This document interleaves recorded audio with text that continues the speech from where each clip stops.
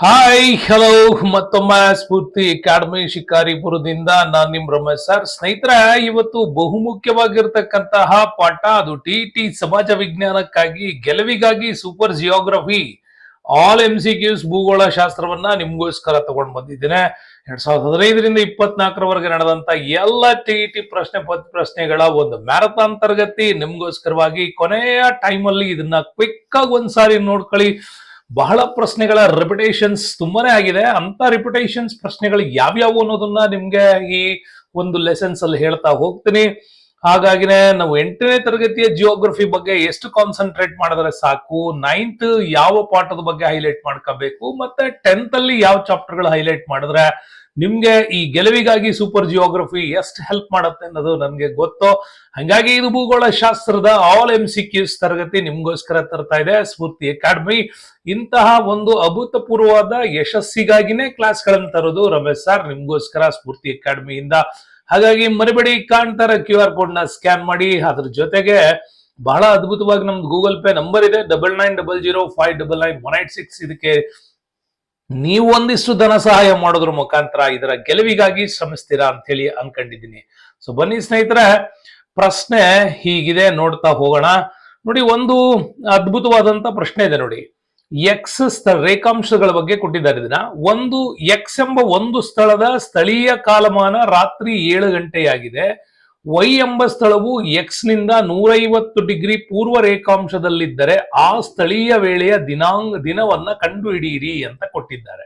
ನಿಮ್ಗೆಲ್ಲ ಗೊತ್ತಿದೆ, ಭೂಮಿಯ ಮೇಲೆ ಇರ್ತಕ್ಕಂತಹ ಒಂದು ನೀಳವಾದ, ಅಂದ್ರೆ ಉತ್ತರದಿಂದ ದಕ್ಷಿಣಕ್ಕೆ ಇಳಿಯಲ್ಪಟ್ಟಂತ ಗೆರೆಗಳನ್ನ ನಾವೇನಂತ ಕರಿತೀವಿ ಅಂತಂದ್ರೆ ರೇಖಾಂಶಗಳು ಅಂತ ಕರಿತೀವಿ. ಸೊ 0 ಡಿಗ್ರಿ ಇದು ಗ್ರೀನ್ವಿಚ್ ರೇಖಾಂಶ. ನಿಮ್ಗೆ 0 ಡಿಗ್ರಿ ಇದು ಗ್ರೀನ್ವಿಚ್ ರೇಖಾಂಶ ಆಗಿರುತ್ತೆ. ಇದರ ಈ ಕಡೆಗೆ ನಮ್ಗೆ 180 ಡಿಗ್ರಿ ಇರ್ತವೆ. ಸೊ ಇದರ ಈ ಕಡೆ ನಮ್ಗೆ 180 ಡಿಗ್ರಿ ಇರ್ತವೆ. ಟೋಟಲ್ 360 ಡಿಗ್ರಿ ನಮ್ಗೆ ರೇಖಾಂಶಗಳು ಬರ್ತವೆ. ಸೊ ಅಕ್ಷಾಂಶಗಳು ಗೊತ್ತಲ್ಲ, ಅಕ್ಷಾಂಶಗಳು ಭೂಮಿಯ ಮೇಲೆ ಪೂರ್ವದಿಂದ ಪಶ್ಚಿಮಕ್ಕೆ, ಪಶ್ಚಿಮದಿಂದ ಪೂರ್ವಕ್ಕೆ ಎಳೆಯಲ್ಪಟ್ಟವು. ಅದರಲ್ಲಿ 0 ಡಿಗ್ರಿಯನ್ನ ಸೌಭಾಜಿಕ ವೃತ್ತ ಅಂತ ಕರಿತೀವಿ. 23.5 ಡಿಗ್ರಿಯನ್ನ ಕರ್ಕಾಟಕ ಅಂತ ಕೂಡ ಕರಿತೀವಿ. 23.5ಯನ್ನ ಮಕರ, ಸೌತ್ ಅನ್ನ ಮಕರ ಅಂತ ಕರಿತೀವಿ. ನಮ್ ದೇಶ ಇರೋದು ಇಲ್ಲಿ, ಆಚರಣೆ ಮಾಡೋದು ಮಕರ, ನೆನ್ಪಿಟ್ಕೊಳ್ಳಿ ಹಿಂಗಾದ್ರೂ ಕೂಡ. ಇನ್ನು 66.5 ಡಿಗ್ರಿಯನ್ನ ಆರ್ಕಟಿಕ್ ಅಂತ ಕರಿತೀವಿ. 66.5ಯನ್ನ ಅಟ್ಲಾಂಟಿಕ್ ಅಂತ ಕೂಡ ಕರಿತೀವಿ. 90 ಡಿಗ್ರಿಯನ್ನ ನಾರ್ತ್ ಪೋಲು, ಇದು 90 ಡಿಗ್ರಿಯನ್ನ ಸೌತ್ ಪೋಲ್ ಅಂತ ಕರಿತೀವಿ. ಇರ್ಲಿ, ನಮ್ಗೆ ಇಲ್ಲಿ ಏನ್ ಕೇಳಿದ ನಾವು ನೋಡಿ, 15 ಡಿಗ್ರಿ ರೇಖಾಂಶಗಳಿಗೆ ಇದನ್ನ ಲೆಕ್ಕ ಮಾಡ್ಕೋಬೇಕು ನೀವು. 15 ಡಿಗ್ರಿ ರೇಖಾಂಶಗಳಿಗೆ 1 ಗಂಟೆ, ಇದು ನಿಮ್ಗೆ ಗೊತ್ತಿರ್ಲಿ 1 ಗಂಟೆ. ಅಲ್ಲಿಗೆ 150 ಡಿಗ್ರಿ ರೇಖಾಂಶಗಳಿಗೆ ಎಷ್ಟಾಗತ್ತೆ? 10 ಗಂಟೆ ಆಗತ್ತೆ. ಎಷ್ಟಾಗತ್ತೆ? 10 ಗಂಟೆ. ಅವನಲ್ಲಿ ಕೊಟ್ಟಿರೋದು 150 ಡಿಗ್ರಿ ಪೂರ್ವ ರೇಖಾಂಶ ಅಂತ ಕೊಟ್ಟಿದ್ದಾನೆ. ಈ ಕಡೆ ಪೂರ್ವ ರೇಖಾಂಶ ಅಂದ್ರೆ ಈ ಕಡೆ, ಯಾಕೆ ಅಂತಾರೆ ಸೂರ್ಯನ ಈ ಕಡೆ 150 ಡಿಗ್ರಿ ಕೊಟ್ಟಿರೋದು. ಸೊ ಹಂಗಾಗಿ ನಾವೇನ್ ಮಾಡ್ಬೇಕು, 15 ಡಿಗ್ರಿ ರೇಖಾಂಶ ಅಂದ್ರೆ 1 ಗಂಟೆ. ಹಂಗೇನೆ 150 ಡಿಗ್ರಿ ಅಂತಂದ್ರೆ ಅಲ್ಲಿಗೆ 10 ಗಂಟೆ ಆಗತ್ತೆ. ಸೊ ಅಲ್ಲಿಗೆ ನಮ್ಗೆ ಈ ಒಂದು 0 ಡಿಗ್ರಿಯಿಂದ ಇದು ಪೂರ್ವ ರೇಖಾಂಶ ಅಂದಿರೋದ್ರಿಂದ ಈಗ ಇದನ್ನೇ ಅನ್ಕೊಳ್ಳೋಣ. ಇಲ್ಲಿ ನಮ್ಗೆ ಸಮಯ ಬೆಳಗ್ಗೆ 5 ಗಂಟೆ ಆಗಿದೆ. ಬೆಳಗ್ಗೆ 5 ಗಂಟೆ ಆಗಿದೆ ಅಂತಂದ್ರೆ ಇಲ್ಲಿ 150 ಡಿಗ್ರಿ ರೇಖಾಂಶ ಇದೆ ಪೂರ್ವಕ್ಕೆ, ಅಲ್ಲಿ 150 ಡಿಗ್ರಿ ರೇಖಾಂಶ ಇದೆ. ಸೊ ಇಲ್ಲಿ 5 ಗಂಟೆ ಆಗಿದೆ ಅಂತಂದ್ರೆ ಇಲ್ಲಿ ಹಂಗಾರೆ ಇಲ್ಲಿಂದ ನಾವು 10 ಗಂಟೆಯನ್ನ ಕೌಂಟ್ ಮಾಡ್ಬೇಕಾಗತ್ತೆ. 10 ಗಂಟೆಯನ್ನ ಕೌಂಟ್ ಮಾಡ್ಬೇಕಾಗತ್ತೆ. ಇಷ್ಟೇ ನೀವು ನೆನ್ಪಿಟ್ಕೋಬೇಕಾಗಿರೋದು. ಈಗ ಬೆಳಗ್ಗೆ 5 ಗಂಟೆ, ಮಾರ್ನಿಂಗ್ 5 ಗಂಟೆ ಆಗಿದೆ ಅಂತಂದ್ರೆ ಇದಕ್ಕೆ 10 ಗಂಟೆಯನ್ನ ಸೇರಿಸಿದ್ರೆ ನೀವು 12 ಗಂಟೆನೆ ಸೇರಿಸ್ಬಿಡಿ. ಈವ್ನಿಂಗ್ 5 ಗಂಟೆಗೆ ನಮ್ಗೆ 12 ತಾಸು ಆಗತ್ತೆ. ಇಲ್ಲಿಂದ ಇಲ್ಲಿಗೆ 12 ತಾಸು ಆಗತ್ತೆ.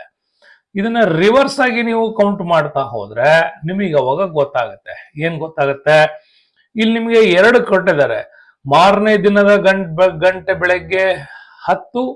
ಸೊ ಇಲ್ಲಿ ಹಿಂದಿನ ದಿನದ ಗಂಟೆ 10 ಅಂತ ಕೊಟ್ಟಿದ್ದಾರೆ. ಸೊ ಇದು ನೀವು ನೆನ್ಪು ಮಾಡ್ಕೋಬೇಕು ಹೆಂಗೆ ಅಂತ. ಸೊ ಅಲ್ಲಿಗೆ ಅಷ್ಟು ನಿಮ್ಗೆ ಕ್ಯಾಲ್ಕುಲೇಟ್ ಆಗಲ್ಲ ಅಂತಂದ್ರೆ ನೋಡಿ, 5 ಗಂಟೆ ಇಲ್ಲಿದೆ, ಅದು ಅಲ್ಲ 7 ಗಂಟೆ ಇಲ್ಲಿದೆ, 7 ಗಂಟೆ ಕೊಟ್ಟಿದ್ದಾನೆ ಅಲ್ವಾ. ಸ್ವಲ್ಪ ನಿಧಾನ ಆಗತ್ತೆ, ನೆನಪಿಟ್ಕೊಳ್ಳಿ. ಇದು ಒಂದ್ಸಾರಿ ನೀವು ಕಲ್ತ್ಬಿಟ್ರೆ ಅವನು ಇದೇ ತರದ ಯಾವುದೇ ಪ್ರಶ್ನೆ ಕೊಟ್ಟರು ಮಾಡ್ಬೋದು. 7 ಗಂಟೆ ಇಲ್ಲಿದೆ. ಸೊ ಇಲ್ಲಿಂದ ನಮ್ಗೆ ಎಷ್ಟು ಬೇಕು? 10 ತಾಸು ಬೇಕು. 7ರಿಂದ ಇಲ್ಲಿಗೆ 2ಕ್ಕೆ ಬಂದ್ರೆ 5 ತಾಸು ಆಯ್ತು. ತಿರುಗಿ 7ಕ್ಕೆ ಬಂದ್ರೆ 12 ತಾಸು ಆಯ್ತು. ಸಂಜೆ 7ರಿಂದ ರಾತ್ರಿ 7 ಆಗಿದೆ. ಸೊ ಇದಕ್ಕೆ ನಾವು ಹಿಂಗೆ ಕಂಟಿನ್ಯೂಟಿ ಹೋಗ್ತಾ ಹೋಗ್ಬೇಕು. 7, 8, 9, 10, 11, 12 ಹಿಂಗೆ ಬರ್ತಾ ಹೋದ್ರೆ ಇಲ್ಲಿಗೆ 12 ತಾಸು ಆಗುತ್ತೆ. ಅದಕ್ಕೆ ಸ್ವಲ್ಪ ಹಿಂದೆ ಬಂದ್ರೆ ನಮ್ಗೆ 5 ಗಂಟೆಗೆ ಸಿಗುತ್ತೆ. ಈ 5 ಗಂಟೆ ನಮ್ಗೆ ಬೆಳಗ್ಗೆ ಆಗಿರುತ್ತಾ ಅಥವಾ ಸಾಯಂಕಾಲ ಆಗಿರುತ್ತಾ ಅಂತ ನೋಡ್ಬೇಕು. ಈ 5 ಗಂಟೆ ನಮಗೆ ಬೇಕಾಗೋದು ಇಲ್ಲಿ ಪೂರ್ವ ಡಿಗ್ರಿ ರೇಖಾಂಶ ಆಗಿರೋದ್ರಿಂದ ನಮಗಂತ ಮುಂಚೆ ಇರುತ್ತದು. ಪೂರ್ವಕ್ಕೆ ಬಂದ್ರೆ ನಮಗಂತ ಮುಂಚೆ ನಾವು ಆ ಟೈಮನ್ನ ಹೇಳ್ಬೇಕು. ಹಾಗಾಗಿ ಮಾರನೇ ದಿನದ 5 ಗಂಟೆ ಬೆಳಗ್ಗೆ ಆಗಿರುತ್ತದೆ ಇದು. ಮತ್ತೆ ಹಿಂದಿನ ದಿನದ ಸಾಯಂಕಾಲ 5 ಗಂಟೆ ಆಗೋದಿಲ್ಲ. ಯಾಕಂದ್ರೆ ಇಲ್ಲಿ ಆಲ್ರೆಡಿ ಅವ್ನು ರಾತ್ರಿ ಕೊಟ್ಟಿದ್ದಾನೆ. ಇಲ್ಲಿ ರಾತ್ರಿ 7 ಗಂಟೆ ಕೊಟ್ಟಿರೋದ್ರಿಂದ ನಮಗಂತ ಮುಂಚಿಲ್ಲ, ಆಲ್ರೆಡಿ ಬೆಳಗ್ಗೆ ಆಗಿರುತ್ತೆ. ಹಾಗಾಗಿ ಹಿಂದಿನ ದಿನದ ಅಂತಂದ್ರೆ ವರ್ಲ್ಡ್ ಮ್ಯಾಪ್ ಅಲ್ಲಿ ನಿಮ್ಗೆ ಫಸ್ಟ್ ಏಷ್ಯಾ ಖಂಡದ ಈ ಭಾಗ, ಆಮೇಲೆ ಈ ಭಾಗ, ಆಮೇಲೆ ಈ ಭಾಗ. ನಾವ್ ಇಲ್ಲಿದೀವಿ ಅಂತಂದ್ರೆ ಇಲ್ಲಿಂದ ಹಿಂದಕ್ಕೆ ಹೋಗೋದಾದ್ರೆ ನಮಗಂತ ಹಿಂದೆ ಬೆಳಗ್ಗೆ ಆಗಿರುತ್ತೆ. ಭಾರತದಲ್ಲಿ ಅರುಣಾಚಲ್ ಪ್ರದೇಶ ಹೆಂಗೋ, ಗುಜರಾತ್ ಹೆಂಗೋ ಹಂಗ ನೀವು ಇದನ್ನ ನೆನ್ಪಿಟ್ಕೋಬೇಕು. ಈ ರೀತಿ ಕ್ಯಾಲ್ಕುಲೇಟ್ ಮಾಡ್ಕೊಂಡು ಇದನ್ನ ನೀವು ಎಕ್ಸಿಕ್ಯೂಟ್ ಮಾಡ್ಬೇಕಾಗತ್ತೆ. ಸೊ ನೆಕ್ಸ್ಟ್ ಬರೋಣ ನೋಡಿ. ಈ ಕೆಳಗೆ ಕೊಟ್ಟಿರುವ ಶಿಲೆಗಳು ಮತ್ತು ರೂಪಾಂತರ ಶಿಲೆಗಳ ಬಗ್ಗೆ ಈ ಪ್ರಶ್ನೆ ಬಂದಿದೆ ನಿಮಗೆ. ಯಾವುದ್ರ ಬಗ್ಗೆ? ರೂಪಾಂತರ ಶಿಲೆಗಳ ಬಗ್ಗೆ ಕೊಟ್ಟಿದ್ದಾನೆ ನೋಡಿ. ಗ್ರಾನೈಟ್ ಆಗ್ತಕ್ಕಂಥ ಇಲ್ಲಿ ನೋಡಿ, ರೂಪಾಂತರ ಶಿಲೆಗಳು ಅಂದ್ರೆ ಇವು ಅತ್ಯಧಿಕ ಉಷ್ಣಾಂಶ ಮತ್ತೆ ಒತ್ತಡದಿಂದಾಗಿ ಮಾರ್ಪಾಟು ಹೊಂದ್ತವೆ. ಗ್ರಾನೈಟ್ ನೀಸ್ ಶಿಲೆಗಳಾಗಿ ಇದು ಬದಲಾವಣೆ ಆಗತ್ತೆ. ಆಮೇಲೆ ನಿಮ್ಗೆ ಕೊಟ್ಟಿದ್ದಾನೆ ಮರಳು ಶಿಲೆಗಳು ಸ್ಫಟಿಕ ಶಿಲೆಗಳಾಗ್ತವೆ. ಮರಳು ಶಿಲೆಗಳು ಸ್ಫಟಿಕ ಶಿಲೆಗಳಾಗಿ ಬದಲಾವಣೆ ಆಗ್ತವೆ. ಕಲ್ಲಿದ್ದಲು ಏನಾಗತ್ತೆ? ಗ್ರಾಫೈಟ್ ಆಗಿ ಚೇಂಜ್ ಆಗತ್ತೆ. ಸುಣ್ಣದ ಕಲ್ಲು ಏನಾಗತ್ತೆ? ಅಮೃತ ಶಿಲೆ ಆಗುತ್ತದೆ. ಸೊ ಅಲ್ಲಿ ನಿಮ್ಗೆ ಈ ಆಪ್ಷನ್ ಕೂಡ ರೈಟ್ ಆಗತ್ತೆ. ಶಿಲೆಗಳಲ್ಲಿ 3 ವಿಧ ಗೊತ್ತಲ್ಲ ನಿಮ್ಗೆ. ಅಗ್ನಿಜನ್ಯ ಶಿಲೆಗಳು ಬರ್ತವೆ. ಇವು ಭೂಮಿಯ ಮೇಲ್ಮಟ್ಟದಲ್ಲಿ ಭೂಕಂಪನಗಳ ಲಾವಾ ಹೊರಗೆ ಬಂದಾಗ ಇದರ ಮೇಲ್ಸ್ತರದ ಕೆಳಭಾಗದಲ್ಲಿ ಉಳ್ಕೊಂಡವೆಲ್ಲ ಅಗ್ನಿಜನ್ಯ ಶಿಲೆಗಳು ಅಂತ ಕೂಡ ಇದನ್ನ ಕಲಿತೀವಿ. ಅದರ ಆಚೆಗೆ ನಮ್ಗೆ ಹೊರಬಿದ್ದಂತ ಲಾವಾದಿಂದ ಇಲ್ಲಿನ ಪ್ರೆಷರ್ ಇಂದಾಗಿ ಇವು ಚೇಂಜ್ ಆಗೋವನ್ನ ರೂಪಾಂತರ ಶಿಲೆಗಳು ಅಂತಲೂ ಕೂಡ ಇದನ್ನ ಕರಿತೀವಿ, ನೆನಪಿಟ್ಕೊಳ್ಳಿ. ಸೊ ನೆಕ್ಸ್ಟ್ ಬರೋಣ. ಇತ್ತೀಚೆಗೆ ನೇಪಾಳದಲ್ಲಿ ಉಂಟಾಗಿರ್ತಕ್ಕಂತಹ ಭೂಕಂಪನಕ್ಕೆ ಕಾರಣ ಏನು? ಭೂಕಂಪನಕ್ಕೆ ಕಾರಣ ಶಿಲಾಫಲಕಗಳ ಭೂಚಲನೆ ಅಂತ ಕರಿತೀವಿ. ಇದು ನಿಮ್ಗೆ ನೆನಪಿರ್ಲಿ. ಯಾಕೆ ಅಂತಂದ್ರೆ ಭೂಮಿಯ ಸುತ್ತಲೂ, ಭೂಮಿಯ ಒಳಭಾಗದಲ್ಲಿ ಈ ತರ ಶಿಲಾಫಲಕಗಳಿಂದ ಭೂಮಿಯ ಅಂತರಾಳದಲ್ಲಿ ಮ್ಯಾಗ್ಮಾದ ಮೇಲ್ಭಾಗದಲ್ಲಿ ಈ ತರ ಶಿಲಾಫಲಕಗಳ ಕವರ್ ಇದೆ. ಇದೊಂದು ರೀತಿ 7 ಕವರ್ಗಳು ಇಲ್ಲಿ ಇದ್ದಾವೆ. ಭೂಮಿ ತಿರುಗೋದ್ರಿಂದ ಈ ಫಲಕಗಳ ನಡುವೆ ಘರ್ಷಣೆ ಆಗ್ತಾ ಇರುತ್ತೆ. ಈ ಫಲಕಗಳ ನಡುವೆ ಘರ್ಷಣೆ ಆಗುತ್ತೆ. ಹೀಗೆ ಘರ್ಷಣೆಯಾದಾಗ ಉಂಟಾಗುವ ವೈಬ್ರೇಷನ್ಸ್ಗಳೇ ಭೂಕಂಪನಗಳಿಗೆ ಕಾರಣವಾಗ್ತವೆ. ಈ ಭೂಕಂಪನಗಳ ಕಾರಣ ಆಗೋದ್ರಿಂದ ಶಿಲಾಫಲಕಗಳ ಚಲನೆಯಿಂದಾಗಿ ಇವುಗಳು ಒಂದಕ್ಕೊಂದು ಕ್ರಶ್ ಆಗೋದ್ರಿಂದಾಗಿ ಮೇಲ್ಭಾಗದಲ್ಲಿ ಭೂಕಂಪನಗಳು ಉಂಟಾಗ್ತವೆ. ಅದು ಅಂತಹ ಒಂದು ಶಿಲಾಫಲಕಗಳ ಸಂಧಿಗಳನ್ನೇ ನಾವು ಫಾಲ್ಟ್ಸ್ ಅಂತ ಕೂಡ ಕರಿತೀವಿ ಇದನ್ನ. ಹಾಗಾಗಿ ಅಂತ ಫಾಲ್ಟ್ಸ್ ಏರಿಯಾಗಳು ಯಾವ್ದ್ಯಾವುದು ಅಂತಂದ್ರೆ ಇಲ್ಲಿದೆ ನೋಡಿ. ಈ ಫಾಲ್ಟ್ಸ್ ಏರಿಯಾಗಳನ್ನ ಆಲ್ರೆಡಿ ನಮ್ಮಲ್ಲಿ ಬುಕ್ ಮಾಡಿ ಪ್ರಮುಖ ಭೂಕಂಪನಗಳ ಪ್ರದೇಶ ಅಂತ ಕರಿತೀವಿ ಇದೆಲ್ಲ ಪ್ರಮುಖ ಭೂಕಂಪನಗಳ ಪ್ರದೇಶ. ಇಲ್ಲಿ ನೋಡಿ, ಈ ಕಡೆ ಆಫ್ರಿಕಾ ಖಂಡ ಇದೆ, ಇದು ಆಫ್ರಿಕಾ ಖಂಡ. ಈ ಕಡೆ ನಮ್ಗೆ ಏಷ್ಯಾ ಖಂಡ. ಇದೇ ನಮ್ಗೆ ಉತ್ತರ ಭಾರತ ಏನಿದೆಯಲ್ಲ, ಈ ಭಾಗ ನಮ್ಗೆ ಇದನ್ನ ಜ್ವಾಲಾಮುಖಿಯ ಫಾಲ್ಟ್ಸ್ ಏರಿಯಾಗಳು ಅಂತ ಕರಿತೀವಿ, ಭೂಕಂಪನಗಳ ಫಾಲ್ಟ್ಸ್ ಅಂತ ಕೂಡ ಕರಿತೀವಿ. ಇಲ್ಲಿ ಶಿಲಾಫಲಕಗಳು ಈ ರೀತಿ ಕ್ರಶ್ ಆಗೋದ್ರಿಂದಾಗಿ ನಮ್ಗೆ ಇಲ್ಲಿ ಭೂಕಂಪನಗಳು ಉಂಟಾಗುತ್ತದೆ. ಹಂಗಾಗಿ ಭೂಕಂಪನ ಉಂಟಾಗೋದಕ್ಕೆ ಪ್ರಮುಖವಾದಂತ ಕಾರಣ ಅಂತಂದ್ರೆ ಭೂಕವಚದಲ್ಲಿ ದೊಡ್ಡ ಮತ್ತು ಸಣ್ಣ ಶಿಲಾಫಲಕಗಳ ಅಂಚುಗಳು ಚಲಿಸುವ ಸ್ಥಳಗಳನ್ನಾಗಿರೋದ್ರಿಂದ ಅದು ಹೀಗೆ ಕಂಡು ಬರ್ತದೆ. ಸೊ ಓಕೆ, ಇದು ನಿಮ್ಗೆ ಗೊತ್ತಾಯ್ತು ಅಂತ ಅನ್ಕೊಳ್ತೀನಿ. ಸೊ ನೆಕ್ಸ್ಟ್ ಬರೋಣ ಮುಂದಿನ ಪ್ರಶ್ನೆಗೆ. ಓಝೋನ್, ಇದ್ರ ಬಗ್ಗೆ ತುಂಬಾನೇ ಇಂಪಾರ್ಟೆಂಟ್ ಆಗಿ ಓದ್ಕೊಳ್ಳಿ. ಯಾಕಂದ್ರೆ ಪದೇ ಕೇಳಿದಾನೆ ಇದನ್ನ. 3 ಸಾರಿ ಬಂದಿದೆ ಈಗ ನನ್ಗೆ ಹೇಳ್ತೀನಿ ನಿಮ್ಗೆ. ಈ ಒಂದು ಇಂಪಾರ್ಟೆಂಟ್ ವಿಚಾರದಲ್ಲಿ ಓಝೋನ್ ವಲಯವು ಕೆಳಗೆ ಕೊಟ್ಟಿರುವ ವಾಯುಮಂಡಲದ ಯಾವ ಸ್ತರದಲ್ಲಿದೆ ಅಂತ ಕೇಳಿದ್ದಾರೆ. ಇದಿರೋದು ನಮ್ಗೆ ಸಮೋಷ್ಣ ಮಂಡಲ. ನೋಡಿ, ಅತ್ಯಂತ ಕೆಳಭಾಗದಲ್ಲಿ ಬರೋದು ನಮ್ಗೆ ಇಲ್ಲಿ ಬರ್ತದೆ ಪರಿವರ್ತನಾ ಮಂಡಲ ಬರ್ತದೆ. ಅದಾದ್ಮೇಲೆ ನಮ್ಗೆ ಸಮೋಷ್ಣ ಮಂಡಲ ಕೂಡ ಬರ್ತದೆ. ಅದಾದ ಮೇಲೆ ನಮ್ಗೆ ಬರ್ತಕ್ಕಂಥದ್ದು ಇಲ್ಲಿ ಲಾಸ್ಟ್ ಬರೋದು ಇದು ಬಾಹ್ಯ ಮಂಡಲ ಅಂತ ಕರಿತೀವಿ. ಮಧ್ಯಂತರ ಮಂಡಲ ಕೂಡ ಬರ್ತವೆ. ಸೊ ನಮಗ್ ಕೇಳಿರೋದೇನು, ಓಝೋನ್ ಲೇಯರ್ ಬರ್ತದೆ. ಪರಿವರ್ತನಾ ಮಂಡಲದ ಮೇಲ್ಪದರದಿಂದ ಓಝೋನ್ ನ ಮಧ್ಯ ಪದರದಲ್ಲಿ ಈ ಓಝೋನ್ ಲೇಯರ್ ಇರ್ತದೆ. ಏನ್ ಮಾಡ್ತದೆ ಇದು, ಸೂರ್ಯನಿಂದ ಬರುವಂತಹ ವಿಷಕಾರಿ ವಿಕಿರಣಗಳನ್ನ ಇದೇನ್ ಮಾಡುತ್ತೆ, ತಡೆಯುತ್ತೆ. ಇದು ತಡೆಯೋದ್ರಿಂದ ಭೂಮಿಗೆ ಫಿಲ್ಟರ್ ಆಗಿ ಸೂರ್ಯನ ಕಿರಣಗಳು ಬರ್ತವೆ. ಹಾಗಾದ್ರೆ ಇಲ್ದೇ ಇದ್ರೆ ಏನಾಗ್ತಿತ್ತು, ಎಲ್ಲಾ ರೀತಿಯ ಚರ್ಮದ ಕ್ಯಾನ್ಸರ್ ರೋಗಕ್ಕೆ ಕಾರಣವಾಗ್ತಾ ಇದ್ವಿ. ಭೂಮಿಯ ಮೇಲೆ ಅನೇಕ ವಸ್ತುಗಳು ಸುಟ್ಟು ಹೋಗುವಂತಹ ಸಾಮರ್ಥ್ಯ ಹೆಚ್ಚಾಗಿತ್ತು. ಮಧ್ಯಂತರ ಮಂಡಲ ಏನಿದು ನೋಡಿ, ಉಷ್ಣಮಂಡಲ ಮತ್ತು ಮಧ್ಯಂತರ ಮಂಡಲಗಳು ತುಂಬಾನೇ ಉಪಯೋಗ ಇರ್ತವೆ ಇವು ಕೂಡ. ಅದ್ರ ಬಗ್ಗೆ ನಿಮ್ಗೆ ಫುಲ್ ಡೀಟೇಲ್ಸ್ ಕ್ಲಾಸ್ ಮಾಡ್ತೀನಿ. ನೆಕ್ಸ್ಟ್ ಬೇಡ. ಧ್ರುವ ಪ್ರದೇಶಗಳಲ್ಲಿ ಸಾಗರಗಳ ಲವಣತೆ ಕಡಿಮೆ ಇರಲು ಕಾರಣವೇನು? ಧ್ರುವ ಪ್ರದೇಶಗಳಲ್ಲಿ ಅಂತ ಕೇಳಿರೋದ್ರಿಂದ ಅಲ್ಲಿ ಅತಿ ಕಡಿಮೆ ಬಾಷ್ಪೀಭವನ ಆಗತ್ತೆ.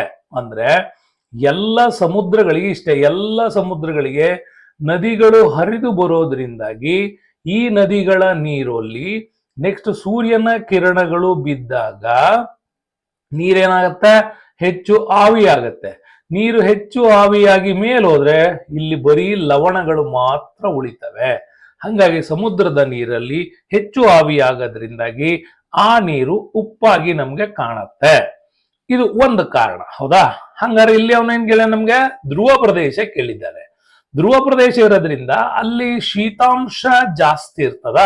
ಹಂಗಾಗಿ ಅಲ್ಲಿ ಬಾಷ್ಪೀಭವನ ಕ್ರಿಯೆ ನಡೆಯಲ್ಲ, ಅಂದ್ರೆ ನೀರಾವಿ ಆಗುವುದು ಕಡಿಮೆ. ಹಂಗೆ ನೀರಾವಿ ಆಗೋದು ಕಡಿಮೆ ಆದಾಗ ಆ ನೀರಿನಲ್ಲಿ ಲವಣತೆ ಏನಾಗತ್ತೆ, ಕಡಿಮೆ ಆಗುತ್ತದೆ. ಆದರೆ ನೋಡಿ, ವೆರಿ ಇಂಪಾರ್ಟೆಂಟ್ ಇಲ್ಲೊಂದಿದೆ, ಸಮಭಾಜಕ ವೃತ್ತ ಪ್ರದೇಶಗಳಲ್ಲೂ ಮತ್ತು ಈ ಧ್ರುವ ಪ್ರದೇಶಗಳಲ್ಲೂ ಲವಣತೆ ಯಾವಾಗಲೂ ಕೂಡ ಕಡಿಮೆ ಇರ್ತದೆ. ಸರ್, ಮತ್ತೆ ಸೂರ್ಯನ ಕಿರಣಗಳು ಸಮಭಾಜಕ ವೃತ್ತದಲ್ಲಿ ಜಾಸ್ತಿ ಬೀಳ್ತಾವಲ್ಲ ಅಂತ ಅನ್ಬೋದು ನೀವು. ಇಲ್ಲಿ ಸೂರ್ಯನ ಕಿರಣಗಳು ಜಾಸ್ತಿನೇ ಬೀಳ್ತವೆ, ಪ್ಲಸ್ ಇಲ್ಲಿ ಮಳೆನೂ ಕೂಡ ಜಾಸ್ತಿ ಆಗುತ್ತದೆ. ಹಂಗಾಗಿ ಬಾಷ್ಪೀಭವನ ಕ್ರಿಯೆಗಿಂತಲೂ ಮಳೆಯೂ ಕೂಡ ಹೆಚ್ಚಾಗುವುದರಿಂದ ಆ ನೀರಲ್ಲಿಯೂ ಲವಣತೆ ಕಡಿಮೆಯಾಗುತ್ತದೆ. ಅದಕ್ಕೆ ಹೇಳೋದು ನಮ್ಗೆ, ಸಮಭಾಜಕ ವೃತ್ತ ಪ್ರದೇಶದಲ್ಲಿ ಅಧಿಕ ಬಾಷ್ಪೀಭವನ ನಡೆಯುತ್ತದೆ, ಅಧಿಕ ಮಳೆಯೂ ಆಗುತ್ತದೆ. ಆದ್ರಿಂದ ಇಲ್ಲಿ ಲವಣಗಳೇನಾಗ್ತವೆ, ಕಡಿಮೆ ಇರ್ತದೆ. ಆದ್ರೆ ಮಧ್ಯದ ವಲಯಗಳು, ಸಮಶೀತೋಷ್ಣ ವಲಯದಲ್ಲಿ ಮಾತ್ರ ಅದು ಹೆಚ್ಚು ಉಪ್ಪಾಗಿ ನಮ್ಗೆ ಕಂಡು ಬರುತ್ತೆ. ಹಂಗ ಧ್ರುವ ಪ್ರದೇಶ ಮತ್ತು ಸಮಭಾಜಕ ವೃತ್ತದಲ್ಲಿ ಈ ತರದ ಕಡಿಮೆ ಇರೋದು ನಮ್ಗೆ ಕಂಡು ಬರುತ್ತೆ. ಸೊ ನೆಕ್ಸ್ಟ್ ಬರೋಣ. ನೋಡಿ, ಅತಿ ಹೆಚ್ಚು ಜೀವಾವಶೇಷ ಇಂಧನಗಳ ಉರಿಸುವಿಕೆಯಿಂದ ಉಂಟಾಗುವ ಪರಿಣಾಮ ಹಸಿರು ಮನೆ ಪರಿಣಾಮ, ಗ್ರೀನ್ ಹೌಸ್ ಎಫೆಕ್ಟ್. ಇದು ನಿಮ್ಗೆ ಚೆನ್ನಾಗಿ ಗೊತ್ತಿದೆ. ಯಾಕೆಂತಂದ್ರೆ ಭೂಮಿಯು ಸೂರ್ಯನಿಂದ ವಿಕಿರಣಗಳ ರೂಪದಲ್ಲಿ ಶಕ್ತಿಯನ್ನ ಪಡಿತಾ ಇರ್ತದೆ. ಹೀಗೆ ಪಡೆದ ಶಕ್ತಿಯಲ್ಲಿ ಬಹಳಷ್ಟು ಭೂಮಿಯಿಂದ ಅದು ರಿಫ್ಲೆಕ್ಷನ್ ಆಗತ್ತೆ, ಪ್ರತಿಫಲನೆ ಆಗತ್ತೆ. ಈ ಕ್ರಿಯೆಗಳಿಂದ ಭೂಮಿಯು ಪಡೆಯುವ ಪ್ರತಿಫಲಿಸುವ ಶಕ್ತಿಯ ನಡುವೆ ಸಮತೋಲನ ಉಂಟಾಗ್ತದೆ. ಇತ್ತೀಚೆಗೆ ಪಳೆಯುಳಿಕೆ ಇಂಧನಗಳ ಬಳಕೆಯಿಂದ ಹಸಿರು ಮನೆ ಅನಿಲಗಳ ನಿರಂತರವಾಗಿ ಬಿಡ್ತಾ ಇರೋದ್ರಿಂದಾಗಿ, ಇಂಗಾಲದ ಡೈಆಕ್ಸೈಡ್ ನಿಂದಾಗಿ ಹಸಿರು ಮನೆ ಅನಿಲಗಳ ಬಿಡುಗಡೆಯಿಂದ ಭೂಮಿಯ ಮೇಲೆ ಏನಾಗ್ತಾ ಇದೆ, ಈ ಪರಿಣಾಮ ಆಗ್ತಾ ಇದೆ. ಇದು ನೀವು ಚೆನ್ನಾಗಿ ತಿಳ್ಕೋಬೇಕು. ಹಂಗಾಗಿ ಉಷ್ಣಾಂಶದಲ್ಲೂ ಕೂಡ ನಮ್ಗೇನಾಗ್ತಾ ಇದೆ, ಇದು ವ್ಯತ್ಯಾಸ ಆಗ್ತಾ ಇರೋದ್ರಿಂದ ಹಸಿರು ಮನೆ ಪರಿಣಾಮ ಉಂಟಾಗತ್ತೆ. ನೆಕ್ಸ್ಟ್ ಬರೋಣ. ಇದು ಕೂಡ ಇಂಪಾರ್ಟೆಂಟ್ ಕ್ವಶನ್ಸ್ ನಿಮ್ಗೆ. ಈ ಕೆಳಗಿನ ಕೆಲವು ವಾಕ್ಯಗಳನ್ನ ಗಮನಿಸಿ ಕೊಟ್ಟಿದ್ದಾರೆ. ಎ, ಸಿ ಮತ್ತೆ ಡಿ ಇಲ್ಲಿ ನಾವೇನಾಗತ್ತೆ, ರೈಟ್ ಆಗತ್ತೆ. ಹೆಂಗ್ ರೈಟ್ ಆಗುತ್ತೆ? ಮ್ಯಾಂಗ್ರೋವ್ ಅರಣ್ಯಗಳು ಭಾರತದ ಕೆಲವು ನದಿ ಮುಖಜ ಭೂಮಿಗಳಲ್ಲಿ ಕಂಡು ಬರುತ್ತವೆ. ಹೌದು, ಮ್ಯಾಂಗ್ರೋವ್ ಅರಣ್ಯಗಳು ಕಂಡು ಬರೋದು ಸಾಗರ ಅಂದ್ರೆ ನದಿಗಳು ಸಾಗರಗಳನ್ನ ಅಥವಾ ಸಮುದ್ರಗಳನ್ನ ಸೇರುವ ಜಾಗದಲ್ಲಿ ಈ ಮ್ಯಾಂಗ್ರೋವ್ ಫಾರೆಸ್ಟ್ಗಳು ಉಂಟಾಗ್ತವೆ. ಇವುಗಳನ್ನ ನಿಮ್ಗೆಲ್ಲ ಗೊತ್ತಿದೆ, ಪಶ್ಚಿಮ ಬಂಗಾಳದಲ್ಲಿ ಸುಂದರ್ಬನ್ಸ್ ಅಂತ ಕೂಡ ಕರಿತೀವಿ. ಹಂಗಾಗಿ ದಾಮೋದರ ತೀರಗಳಿಂದ, ಮಹಾನದಿಯಿಂದ, ಗೋದಾವರಿ ತೀರಗಳಲ್ಲಿ ಮತ್ತೆ ಕೇರಳದಲ್ಲಿ, ಹಾಗೆ ಕೆಲವು ಕಡೆಗಳಲ್ಲಿ ಗುಜರಾತ್ ನರ್ಮದಾಗಳಿಂದ ಇಲ್ಲಿ ನಮಗೇನಾಗುತ್ತೆ, ಈ ಮ್ಯಾಂಗ್ರೋವ್ ಫಾರೆಸ್ಟ್ಗಳು ಉಂಟಾಗ್ತವೆ. ಇನ್ನು ಖರ್ಜೂರದ ಮರಗಳು ಮರುಭೂಮಿ ಸಸ್ಯವರ್ಗದ ಒಂದು ಭಾಗ, ಇದು ಕೂಡ ಹೌದು. ಎಲ್ಲಿ ಓಯಸಿಸ್ ಗಳಿರ್ತವೋ ಆ ಓಯಸಿಸ್ ಪ್ರದೇಶಗಳಲ್ಲಿ ಈ ಖರ್ಜೂರ ಕಂಡು ಬರುತ್ತೆ. ನಿತ್ಯ ಹರಿದ್ವರ್ಣ ಕಾಡುಗಳು ಬಹಳ ದಟ್ಟವಾದ ಕಾಡುಗಳು, ಇದು ಕೂಡ ರೈಟು, ಯಾಕಂದ್ರೆ ಡೆನ್ಸ್ ಫಾರೆಸ್ಟ್ ಅಂತ ಕರಿತೀವಿ. ಹಂಗಾರೆ ಯಾವುದು ತಪ್ಪು? ಇದು ಸೂಚೀಪರ್ಣದ ಮೊನಚುಳ್ಳ ಕಾಡುಗಳು ಭಾರತದ ಉಷ್ಣವಲಯದಲ್ಲಿ ಕಂಡು ಬರುತ್ತವೆ ಅಂತಿದ್ದಿಲ್ಲ, ಇದು ತಪ್ಪು. ಉಷ್ಣವಲಯದಲ್ಲಿ ಸೂಚೀಪರ್ಣದ ಕಾಡುಗಳು ಕಂಡು ಬರಲ್ಲ. ಸೂಚೀಪರ್ಣದ ಕಾಡುಗಳು ಕಂಡು ಬರೋದು ಎಲ್ಲಿ? ನಮ್ಗೆ ಶೀತ ವಲಯ ಪ್ಲಸ್ ಸಮಶೀತೋಷ್ಣ ವಲಯ, ಈ ವಲಯಗಳಲ್ಲಿ ಕಂಡು ಬರಬೇಕು. ಹಾಗಾಗಿ ಮರುಭೂಮಿ ಅದು ಹಿಮಾಲಯದಲ್ಲಿ ನಮ್ಗೆ ಈ ತರದ ಪ್ರದೇಶಗಳು ಕಂಡು ಬರ್ತವೆ, ಅದು ಉಷ್ಣವಲಯಕ್ಕೆ ಬರಲ್ಲ, ಅದು ಸಮಶೀತೋಷ್ಣ ವಲಯಕ್ಕೆ ಬರ್ತವೆ. ಅಲ್ಲಿಗೆ ಬಿ ತಪ್ಪು, ಎ ಸಿ ಡಿ ಇಲ್ಲಿ ರೈಟ್ ಆನ್ಸರ್. ನೆಕ್ಸ್ಟ್ ಬರೋಣ ನೋಡಿ, ಮತ್ತೊಮ್ಮೆ ಕೇಳಿದಾರೆ ಇದನ್ನ. ಈ ಕೆಳಗಿನ ಬೆಳೆಗಳು ಮತ್ತೆ ಕಾಲಮ್ ಇದು ಗೋಧಿ ಕೊಟ್ಟಿದ್ದಾರಲ್ವಾ, ಗೋಧಿ ಪ್ರಮುಖವಾದಂತ ಒಂದು ಆಹಾರ ಬೆಳೆ. ಇದು ಉತ್ತರ ಭಾರತದ ಅತ್ಯಂತ ಪ್ರಮುಖ ಆಹಾರ ಬೆಳೆ. ಯಾವುದು? ಗೋಧಿ. ಗೋಧಿ ಹಿಟ್ಟು ಜಿಗುಟಾಗಿರ್ತದೆ, ಕಾರಣ ಅದರಲ್ಲಿರ್ತಕ್ಕಂಥ ಗ್ಲೂಟೆನ್. ಓಕೆ, ನೆನ್ಪಿಟ್ಕೊಳ್ಳಿ, ಅದರಲ್ಲಿರುವ ಗ್ಲೂಟೆನ್ ಎಂಬ ರಾಸಾಯನಿಕದಿಂದಾಗಿ ಗೋಧಿ ಹಿಟ್ಟು ಏನಾಗಿರುತ್ತೆ? ಜಿಗುಟಾಗಿ ಇರ್ತಕ್ಕಂಥದ್ದು. ಕಬ್ಬು ಇದು ಒಂದು ವಾಣಿಜ್ಯ ಬೆಳೆ, ಇದು ನಿಮ್ಗೆ ಗೊತ್ತಿರಲಿ. ಕಬ್ಬು ಒಂದು ವಾಣಿಜ್ಯ ಬೆಳೆ. ಕಬ್ಬು ಅತಿ ಹೆಚ್ಚು ಬೆಳೆಯೋದು ನಮ್ಗೆ ಎಲ್ಲಿ ಅನ್ನೋದು ಕೂಡ ಕೇಳ್ತಾರೆ ನಿಮ್ಗೆ, ಅದು ಕೂಡ ಇಂಪಾರ್ಟೆಂಟ್ ಆಗ್ಬೇಕು. ಯಾಕಂದ್ರೆ ವೆಸ್ಟ್ ಬೆಂಗಾಲ್, ಉತ್ತರ ಪ್ರದೇಶ ಇಲ್ಲೆಲ್ಲ ಬೆಳಿತೀವಿ. ಅದರಲ್ಲೂ ಗೋರಖ್ಪುರ್ ಬರುತ್ತೆ, ಉತ್ತರ ಪ್ರದೇಶದ ಗೋರಖ್ಪುರ್ ನಿಮ್ಗೆ ಭಾರತದ ಜಾವಾ ಅಂತ ಕೂಡ ಕರೀತಾರೆ, ಯಾಕಂದ್ರೆ ಸಕ್ಕರೆ ಮತ್ತು ಕಬ್ಬಿನ ಉತ್ಪಾದನೆ ಅಧಿಕ ಅನ್ನೋದಕ್ಕಾಗಿ. ಟೀ ಹೇಳ್ತೀವಿ, ಟೀ ಇದೊಂದು ಪಾನೀಯ ಬೆಳೆ. ಅತಿ ಹೆಚ್ಚಾಗಿ ನಮ್ಗೆ ಅಸ್ಸಾಮಲ್ಲಿ ಈ ಟೀ ಕಂಡು ಬರ್ತದೆ. ಅದರಲ್ಲೂ ಲಾರ್ಡ್ ಕರ್ಜನ್ ವಿಚಾರ ಕೇಳ್ತಾರೆ ನಿಮ್ಗೆ. ಅತ್ಯುತ್ತಮ ಟೀ ಒಂದು ಗಿಡಗಳನ್ನ ಚೀನಾದಿಂದ ತರಿಸಿ ಭಾರತದಲ್ಲಿ ಪ್ಲಾಂಟೇಶನ್ ಆಗಿತ್ತು ಅಂತ. ಸೊ ಟೀ ಅಸ್ಸಾಮಲ್ಲಿ ಅತಿ ಹೆಚ್ಚು ಬೆಳೀತಾರೆ ಅನ್ನೋದು ನೆನಪಲ್ಲಿ. ಇನ್ನು ಹತ್ತಿ ಬರ್ತೀವಿ, ಹತ್ತಿ ಇದೊಂದು ನಾರಿನ ಬೆಳೆ, ಇದು ಕೂಡ ಇಂಪಾರ್ಟೆಂಟ್. ಹತ್ತಿ ಅತಿ ಹೆಚ್ಚು ಬೆಳೆಯೋದು ಮಹಾರಾಷ್ಟ್ರ ಪ್ಲಸ್ ಗುಜರಾತ್ಗಳಲ್ಲಿ ಬೆಳೀತಾರೆ. ಓಕೆ, ಅಹಮದಾಬಾದ್ ಇದೆಯಲ್ಲ ಮಹಾರಾಷ್ಟ್ರ, ಅಹಮದಾಬಾದ್ ಇದು ಇಂಪಾರ್ಟೆಂಟ್. ಆಗಲ್ಲ, ಗುಜರಾತ್ನ ಅಹಮದಾಬಾದ್ ವೆರಿ ಇಂಪಾರ್ಟೆಂಟ್. ಮಹಾರಾಷ್ಟ್ರದ ಮುಂಬೈ, ಇವೆರಡು ಕಾಟನೋಪೊಲಿಸ್ ಅಂತ ಕರಿತಕ್ಕಂಥದ್ದು, ಇದೆಲ್ಲ ಇಂಪಾರ್ಟೆಂಟ್ ವಿಚಾರ. ಓಕೆ, ಇದು ಕೂಡ ನಿಮ್ಗೆ ಈ ಪ್ರಶ್ನೆ ಆಗುತ್ತೆ. ಸೊ ಅಲ್ಲಿಗೆ ನಿಮ್ಗೆ 3ನೇ ಆಪ್ಷನ್ಸ್ ಇದಕ್ಕೆ ಸರಿಯಾದಂತ ಉತ್ತರ. ನೆಕ್ಸ್ಟ್ ಬರೋಣ ನೋಡಿ, ಈ ತರ ಮ್ಯಾಪ್ ಕೊಟ್ಟು ಕೇಳ್ಬೋದು. ಎ ಬಿ ಸಿ ಡಿ ಕೊಟ್ಟಿದ್ದಾರೆ. ಸೊ ಎ ಇದೆ, ಇದು ನಿಮ್ಗೆ ಸ್ವಲ್ಪ ಕೆಳಗೆ ಕೊಡ್ಬೇಕಾಗಿತ್ತು, ಅವ್ನು ಇಲ್ಲಿ ಕೊಟ್ಟಿದ್ದಾನೆ, ಇರ್ಲಿ. ಕೊಟ್ಟಿರೋ ಆಪ್ಷನ್ಸ್ ಅಲ್ಲಿ ನಿಮ್ಗೆ ನರೋರಾ ಇದೆ, ಜಮ್ಶೆಡ್ಪುರ ಇದೆ, ಹಟ್ಟಿ ಚಿನ್ನದ ಗಣಿ ಇದೆ, ಮತ್ತೆ ಖಾಂಡ್ಲಾ ಇದೆ. ಹಂಗಾಗಿ ಇದು ನಾವು ಎಲ್ಲಿಗೆ ಹೋಗ್ಬೇಕಿದು? ಆಕ್ಚುಲಿ ಇಲ್ಲಿ ಬರಲ್ಲ, ಇಲ್ಲಿ ಬರುತ್ತದ ಹಟ್ಟಿ ಚಿನ್ನದ ಗಣಿ. ಮ್ಯಾಪ್ ಮಿಸ್ಟೇಕ್ಸ್ ಆಗಿ ಪಾಯಿಂಟ್ ಆಗಿದೆ. ಕೊಟ್ಟಿರೋ ಆಪ್ಷನ್ಸ್ ಅಲ್ಲಿ ಇಷ್ಟೇ ಇರೋದ್ರಿಂದ ಇದನ್ನೇ ನಾವು ತಗೋಬೇಕು, ಹಟ್ಟಿ ಚಿನ್ನದ ಗಣಿ. ಓಕೆ, ಇದು ನಮ್ಗೆ ಕರ್ನಾಟಕದಲ್ಲಿ ಬರುತ್ತೆ. ಸೊ ಬಿ ಇಲ್ಲಿ ಕೊಟ್ಟಿದ್ದಾನೆ, ಇದು ಬಿ ಎಕ್ಸಾಕ್ಟ್ಲಿ ಕರೆಕ್ಟ್. ಖಾಂಡ್ಲಾ ಬಂದರು ಸ್ವತಂತ್ರ ಭಾರತದ ಮೊಟ್ಟ ಮೊದಲ ಬಂದರು. ಇದನ್ನ ನೆನ್ಪಿಟ್ಕೊಳ್ಳಿ, ಸ್ವತಂತ್ರ ಭಾರತದಲ್ಲಿ ಮೊಟ್ಟ ಮೊದಲ ಬಂದರು ಖಾಂಡ್ಲಾ ಬಂದರು. ಅತ್ಯಂತ ಹೆಚ್ಚು ಪೆಟ್ರೋಲಿಯಂ ಉತ್ಪನ್ನಗಳನ್ನ ಇಲ್ಲಿ ಆಮದು ಮಾಡಿಕೊಳ್ಳೋ ಬಂದರು ಯಾವುದು ಅಂದ್ರೆ ಖಾಂಡ್ಲಾ ಪೋರ್ಟ್.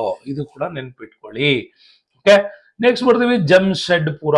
ಸಿ ಕೂಡ ನೋಡಿ, ಜಮ್ಶೆಡ್ಪುರ ನಿಮ್ಗೆ ಜಾರ್ಖಂಡ್, ಬಿಹಾರ, ವೆಸ್ಟ್ ಬೆಂಗಾಲ್ಗಳಿಗೆ ಲಿಂಕ್ ಆಗಿರ್ತಕ್ಕಂತಹ ಖನಿಜದ ಗಣಿಗಳನ್ನು ಹೊಂದಿರತಕ್ಕಂತ ಪ್ರದೇಶ.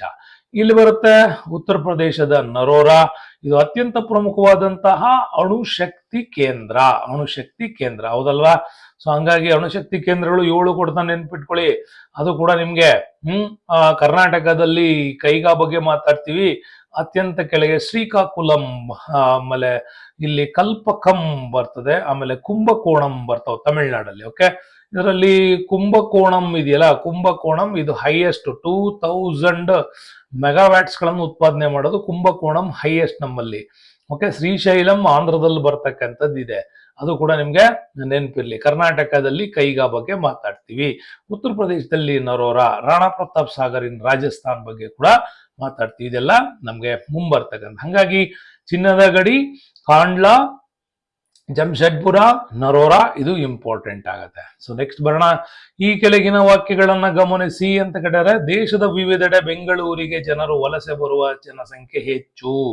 ಸೊ ಇದು ರೈಟ್. ನಮ್ಗೆ ಭಾರತದ ಈಶಾನ್ಯ ರಾಜ್ಯಗಳಲ್ಲಿ ಉದ್ಯೋಗಾವಕಾಶ ಹೆಚ್ಚು ಅಂತಿದೆಯಲ್ಲ, ಇದು ನಮ್ಗೆ ರಾಂಗ್ ಆಗುತ್ತೆ. ಈಶಾನ್ಯ ಜಿಲ್ಲೆಗಳಲ್ಲಿ, ಈಶಾನ್ಯ ಅಂತಂದ್ರೆ ಸಪ್ತ ಸಹೋದರಿಯರು ಅಂತ ಏನ್ ಕರಿತೀವಲ್ಲ ಇಂಡಿಯಾದ ಈ ಪಾರ್ಟ್. ಸೊ ಇಲ್ಲಿ ನಮ್ಗೆ ಹೆಚ್ಚು ಉದ್ಯೋಗಾವಕಾಶಗಳಿಲ್ಲ, ಯಾಕೆಂದ್ರೆ ಉತ್ತಮವಾದಂತಹ ಪರಿಸರ ಅಲ್ಲಿ ಇರಲ್ಲ, ಹೆಚ್ಚು ಫಾರೆಸ್ಟ್ ಇರ್ತದೆ, ಹೆಚ್ಚು ಮಳೆ ಬರ್ತದೆ. ಹಾಗಾಗಿ ಎ ನಮ್ಗೆ ಸರಿಯಾಗುತ್ತೆ, ಬಿ ಅದು ತಪ್ಪಾಗುತ್ತದೆ. ಇದು ಕೂಡ ನಿಮ್ಗೆ ರೈಟ್. ನೆಕ್ಸ್ಟ್ ಬೇಡ 2020 ಪ್ರಶ್ನೆ ಪತ್ರಿಕೆಯಲ್ಲಿ ಪೃಥ್ವಿಯ ಆಕಾರವು ಇದರಿಂದ ನಿರ್ಧರಿತವಾಗುತ್ತದೆ ಅಂದ. ಪೃಥ್ವಿಯ ಆಕಾರವು ಸಮಭಾಜಕ ವೃತ್ತ ಮತ್ತು ಧ್ರುವೀಯ ವ್ಯಾಸಗಳಿಂದ ಇದು ನಮ್ಗೆ ಆಗುತ್ತೆ. ಭೂಮಿಯ ಆಕಾರವನ್ನ ಭೂಮ್ಯಾಕಾರ ಅಂತ ಕರೆದ್ರು ಜಿಯಾಯ್ಡ್ ಶೇಪ್. ಜಿಯಾಯ್ಡ್ ಶೇಪ್ ಅಂತಂದ್ರೆ ಏನು? ಧ್ರುವಗಳಲ್ಲಿ ಚಪ್ಪಟೆಯಾಗಿಯೂ ಮತ್ತೆ ನೋಡಿ ಈ ಭಾಗದಲ್ಲಿ ಚಪ್ಪಟೆಯಾಗಿಯೂ ಮಧ್ಯದಲ್ಲಿ ಉಬ್ಬಿದಂತೆ ಕಂಡು ಬರೋದು ಇದು ಜಿಯಾಯ್ಡ್ shape.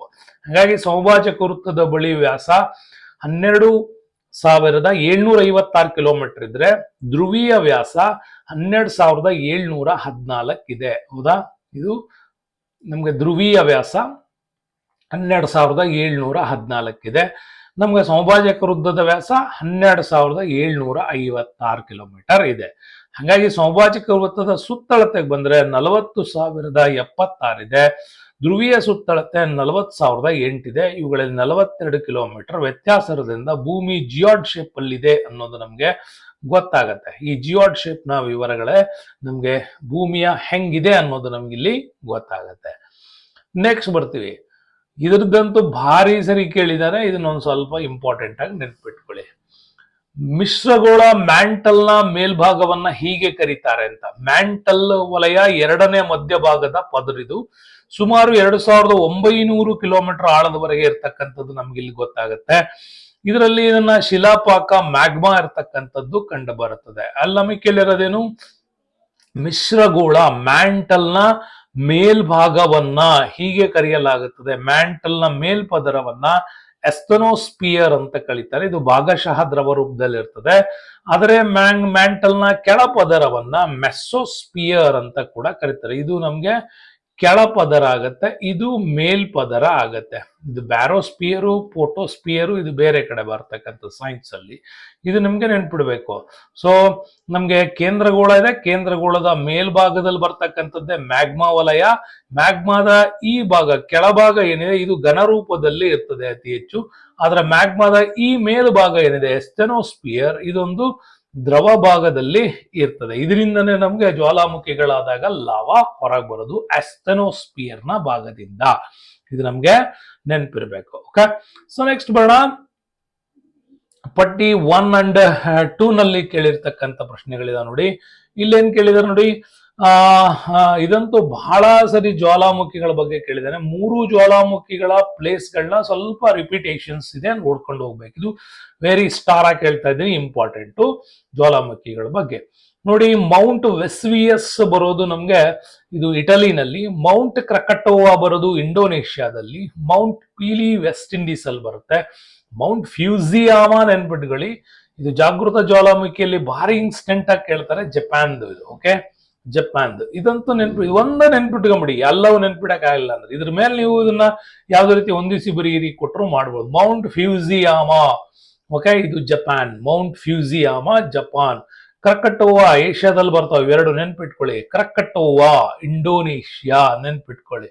Okay, Krakatoa Indonesia, Fujiyama Japan. ಎರಡಂತೂ ಅಟ್ಲೀಸ್ಟ್ ನೆನ್ಪಿದ್ರೆ ಉಳಿದವನ್ನ ನೀವು ಈಸಿಯಾಗಿ ಈ ತರ ಹಾಕ್ಬೋದು. ಮೌಂಟ್ ಪೀಲಿ ಬರೋದು ವೆಸ್ಟ್ ಇಂಡೀಸ್ ಅಲ್ಲಿ, ಮೌಂಟ್ ಲೋವಾ ಬರೋದು ಹವಾಯಿ ಐಲ್ಯಾಂಡ್ಸ್ ಗಳಲ್ಲಿ ಬರ್ತದೆ. ಅದು ನಿಮ್ಗೆ ಉತ್ತರ ಸರಿಯಾಗುತ್ತೆ. ನಾನು ನಿಮ್ ಪದೇ ಪದೇ ಹೇಳ್ತಾ ಇದ್ದೀನಿ, ಇದನ್ನೊಂದು ಸ್ವಲ್ಪ ಜಾಸ್ತಿ ನೀವು ನೆನ್ಪಿಟ್ಕೊಳ್ಬೇಕಾಗತ್ತೆ, ಇಂಪಾರ್ಟೆಂಟ್ ಆಗತ್ತೆ.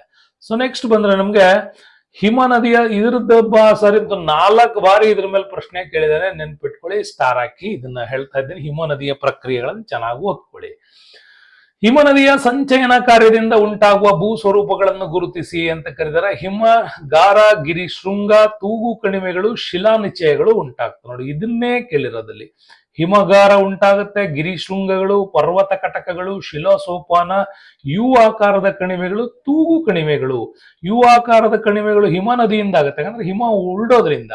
ವಿ ಆಕಾರದ ಕಣಿವೆಗಳು ಯಾವ್ದ್ರಿಂದ ಉಂಟಾಗ್ತವೆ? ನದಿಗಳಿಂದ ವಿ ಆಕಾರ ಉಂಟಾಗುತ್ತೆ. ಓಕೆ, ತೂಗು ಕಣಿವೆಗಳು ಉಂಟಾಗೋದು ಹಿಂಗೆ. ಇದು ಮತ್ತೆ ನಮ್ಗೆ ಗಿರಿ ಶೃಂಗಗಳು ನಿರ್ಮಾಣವಾಗುತ್ತವೆ ಅಂತಂದ್ರೆ ಹಿಮ ಇಲ್ಲಿಂದ ತಳ್ಳೋದ್ರಿಂದ ಈ ಇಲ್ಲಿರ್ತಕ್ಕಂತಹ ಪಾರ್ಶ್ವನಿಚಯಗಳು ಕ್ರಿಯೆ ಉಂಟಾಗೋದ್ರಿಂದಾಗಿ ಅಂದ್ರೆ ಕೊರಕಲುಗಳು ಉಂಟಾಗೋದ್ರಿಂದಾಗಿ ಇಲ್ಲಿ ಗಿರಿ ಶೃಂಗಗಳು ಉಂಟಾಗುತ್ತವೆ. ಇದು ಕೂಡ ನೆನ್ಪಿಟ್ಕೊಳ್ಳಿ. ಪರ್ವತ ಕಟಕಗಳು ಅಂದ್ರೆ ಇದನ್ನೇ. ಇದೆಲ್ಲ ಇಂಪಾರ್ಟೆಂಟ್ ಆಗತ್ತೆ, ನೆನ್ಪಿಟ್ಕೊಳ್ಳಿ. ಇದು ನಿಮ್ಗೆ ಇಂಪಾರ್ಟೆಂಟ್ ಕ್ವಶನ್ಸ್ ಆಗತ್ತೆ. ನೆಕ್ಸ್ಟ್ ಬರೋಣ ನೋಡಿ. ಮತ್ತಿದನ್ನೇ ಕೇಳಿದ್ರೆ ವಾಯುಮಂಡಲದ ಉಷ್ಣಾಂಶವು ಹೆಚ್ಚುವ ಎತ್ತರದೊಂದಿಗೆ ಅಧಿಕವಾಗುವುದು. ವಾಯುಮಂಡಲದಲ್ಲಿ ಸಮೋಷ್ಣದ ಓಝೋನ್ ದಾಟಿದ ತಕ್ಷಣ ನಿಮ್ಗೆ ಎತ್ತರ ಹೆಚ್ಚಾದಂತೆ ಉಷ್ಣಾಂಶವು ಕೂಡ ಹೆಚ್ಚಾಗುತ್ತದೆ.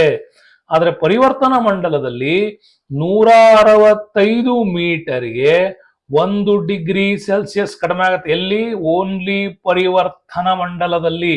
ಹಿಂಗೆ ಆಗೋದನ್ನ ಸಾಧಾರಣ ಉಷ್ಣಾಂಶದ ಇಳಿಕೆಯ ಪ್ರಮಾಣ ಲ್ಯಾಪ್ಸ್ ರೇಟ್ ಅಂತ ಕರಿತೀವಿ. ಇದು ಇಲ್ಲಿ ನಮ್ಗೆ ಇಲ್ಲಿ ಏನ್ ಕೇಳಿರೋದವನು ಹೆಚ್ಚುವ ಎತ್ತರದೊಂದಿಗೆ ಹೆಚ್ಚುವ ಉಷ್ಣಾಂಶ. ಇದನ್ನ ಉಷ್ಣಾಂಶ ವಿಪರ್ಯಾಯ ಅಂತ ಕರಿತೀವಿ. ಈ ಉಷ್ಣಾಂಶ ವಿಪರ್ಯಾಯ ಅಂತಂದ್ರೆ ಉಷ್ಣಾಂಶ ಎತ್ತರಕ್ಕೆ ಹೋದಂತೆ ಉಷ್ಣಾಂಶವು ಕಡಿಮೆಯಾಗುವ ಬದಲು ಹೆಚ್ಚಾಗುತ್ತಾ ಹೋಗುವುದು. ಇದನ್ನು ಉಷ್ಣಾಂಶ ಪರ್ಯಾಯ ಅಂತ ಕರಿತೀವಿ. ಆದರೆ ಪರಿವರ್ತನಾ ಮಂಡಲದಲ್ಲಿ ಮಾತ್ರ ಪರ್ವತಗಳ ಕಣಿವೆ ಪ್ರದೇಶಗಳಲ್ಲಿ ಇದಕ್ಕೆ ಕಾರಣ ದೀರ್ಘಾವಧಿಯ ರಾತ್ರಿ, ಮೋಡರಹಿತ ಶುಭ್ರ ಅವಕಾಶ, ಒಣಗಾಳಿ, ಮೋಡರಹಿತ ಹಿಮಾವೃತ ಪರ್ವತದ ಮೇಲ್ಭಾಗ ಇತ್ಯಾದಿ ಪ್ರದೇಶಗಳಲ್ಲಿ ಉಷ್ಣ ವಿಪರ್ಯಾಯ ನಮ್ಗೆ ಕಂಡು ಬರ್ತದೆ. ಓಕೆ. ಆದ್ರೆ ಪರಿವರ್ತನಾ ಮಂಡಲ ಸ್ವಲ್ಪ ಇದು ವ್ಯತ್ಯಾಸ ಆಗ್ತಕ್ಕಂಥದ್ದು ಕಂಡು. ಇದು ನಮ್ಗೆ ಏನಂತೀವಿ? ಉಷ್ಣಾಂಶ ವಿಪರ್ಯಾಯ. ಉಷ್ಣಾಂಶ ಎತ್ತರವಾದಂತೆ ಅವು ಉಷ್ಣಾಂಶವು ಕೂಡ ಏರುವುದನ್ನ ಏನಂತಾರೆ ಅಂತ ಕೇಳಿರೋದು. ಸೊ ನೆಕ್ಸ್ಟ್ ಬರೋಣ ನೋಡಿ. ಇದೊಂದು ಇಂಪಾರ್ಟೆಂಟ್ ಪ್ರಶ್ನೆ. ಕರ್ನಾಟಕ ರಾಜ್ಯದ ಅಕ್ಷಾಂಶ ಎಷ್ಟಿದೆ ಅಂತ ಕೇಳಿದ್ದಾನೆ. ಕರ್ನಾಟಕದ್ದು 11:31ರಿಂದ 18:45 ಬಗ್ಗೆ ಇದೆ. ಸೊ 11 to 18 ನೆನ್ಪಿಟ್ಕೊಳ್ಳಿ ಸಾಕು. ಅಲ್ಲಿ 31:45 ನಿಮ್ಗೆ ಸಬ್ ಪಾಯಿಂಟ್. 11 to 18 ನಮ್ಗೆ ಅಕ್ಷಾಂಶಗಳು ಬಂದಾಗ ಇದು ಭಾರತದ್ದು 8.4, ಇಲ್ಲಿ ಅಂಡಮಾನ ನಿಕೋಬಾರ್ ಅಲ್ಲಿ 6.4 ಬರುತ್ತೆ.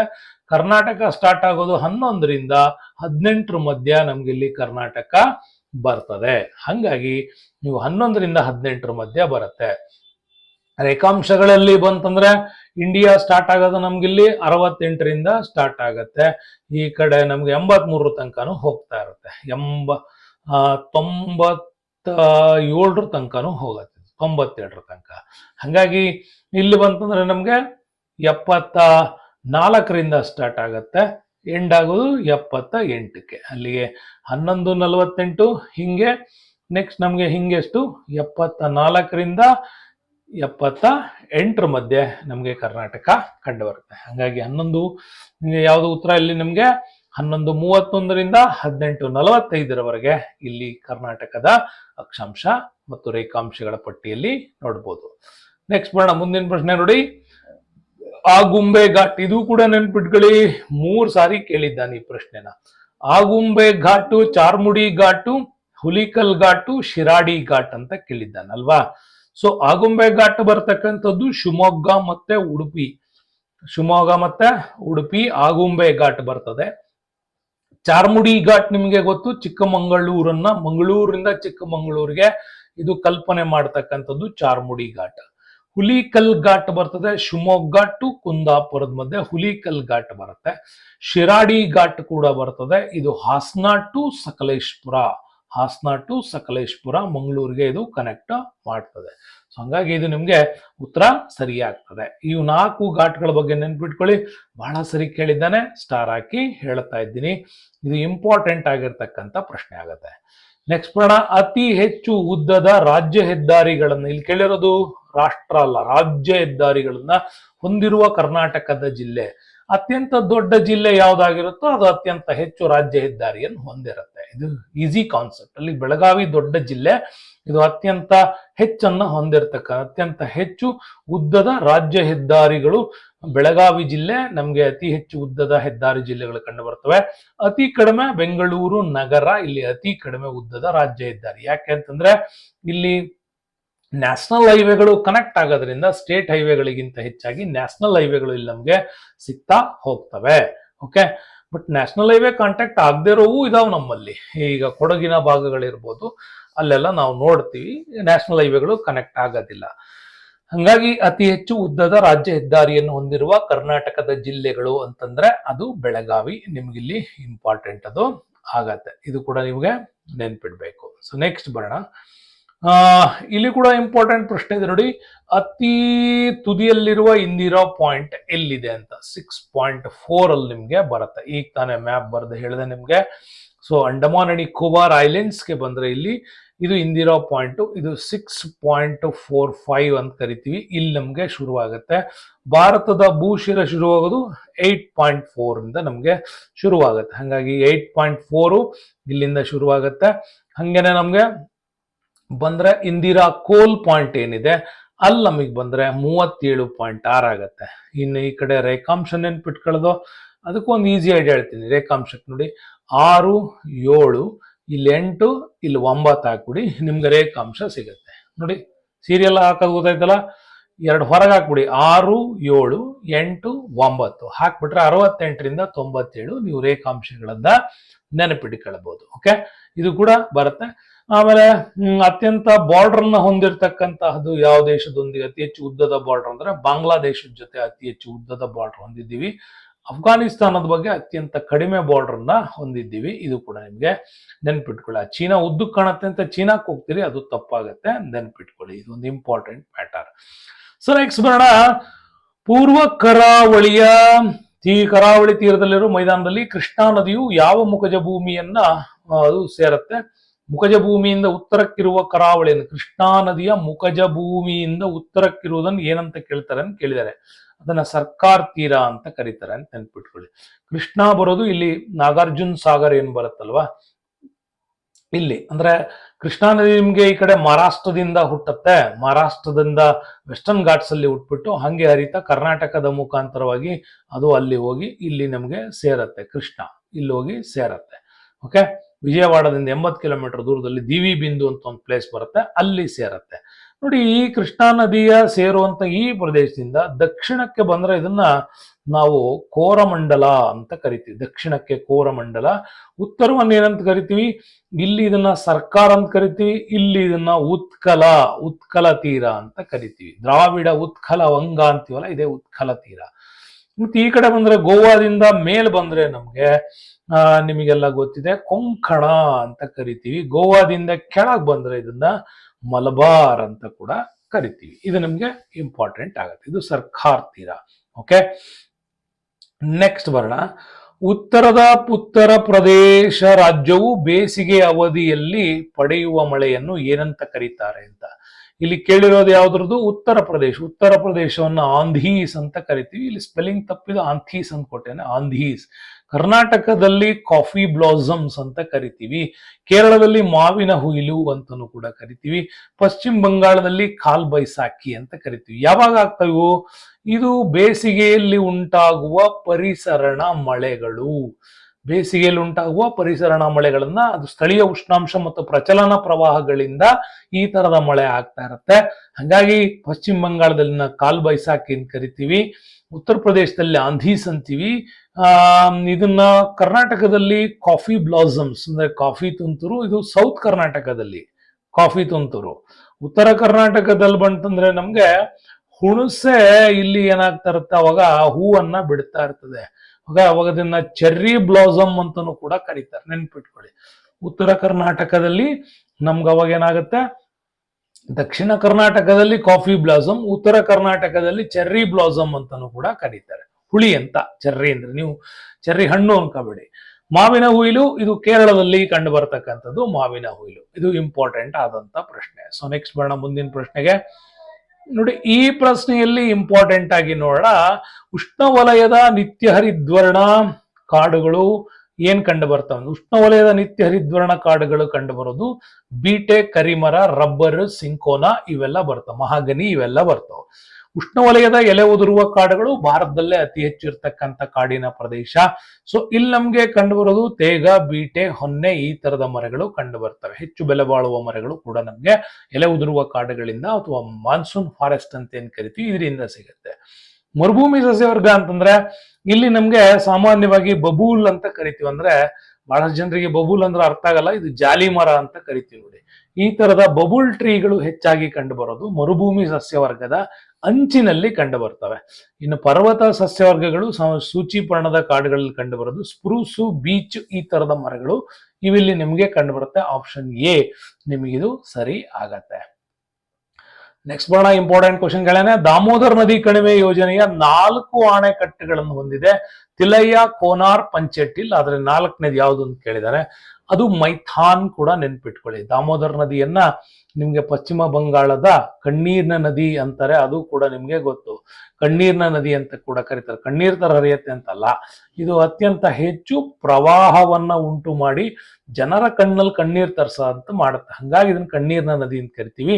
ಇದಕ್ಕೆ 4 ಉಪ ಅಣೆಕಟ್ಟುಗಳನ್ನು ಕಟ್ಟಲಾಗಿದೆ. ಒಂದು ತಿಲಯ್ಯ, ಇನ್ನೊಂದು ಮೈಥಾನ್, ಅದಾದ್ಮೇಲೆ ಕೋನಾರ್, ಪಂಚೆಟ್ಟಿಲ್ಗಳು 4 ಕೂಡ ಬರ್ತದೆ. ಇನ್ನು ಬೊಕಾರೋ, ಚಂದ್ರಾಪುರ ಮತ್ತೆ ದುರ್ಗಾಪುರ ಅಲ್ಲಿ ಶಾಖೋತ್ಪನ್ನಗಳನ್ನ ಕೂಡ ಕಟ್ಟಲಾಗಿದೆ. ಇದು ಕೂಡ ನಿಮ್ಗೆ ಇಂಪಾರ್ಟೆಂಟ್ ಬರುತ್ತೆ. ಓಕೆ, ಸೊ ನೆಕ್ಸ್ಟ್ ಬೇಡ. ಆಫ್ರಿಕಾ ಮತ್ತೆ ಯುರೋಪ್ ಖಂಡಗಳನ್ನು ನೆಕ್ಸ್ಟ್ ಕ್ವಶನ್ಸ್ಗೆ ಬಂದ್ರೆ ನಮ್ಗೆ ಒಂದ್ ನಿಮಿಷ.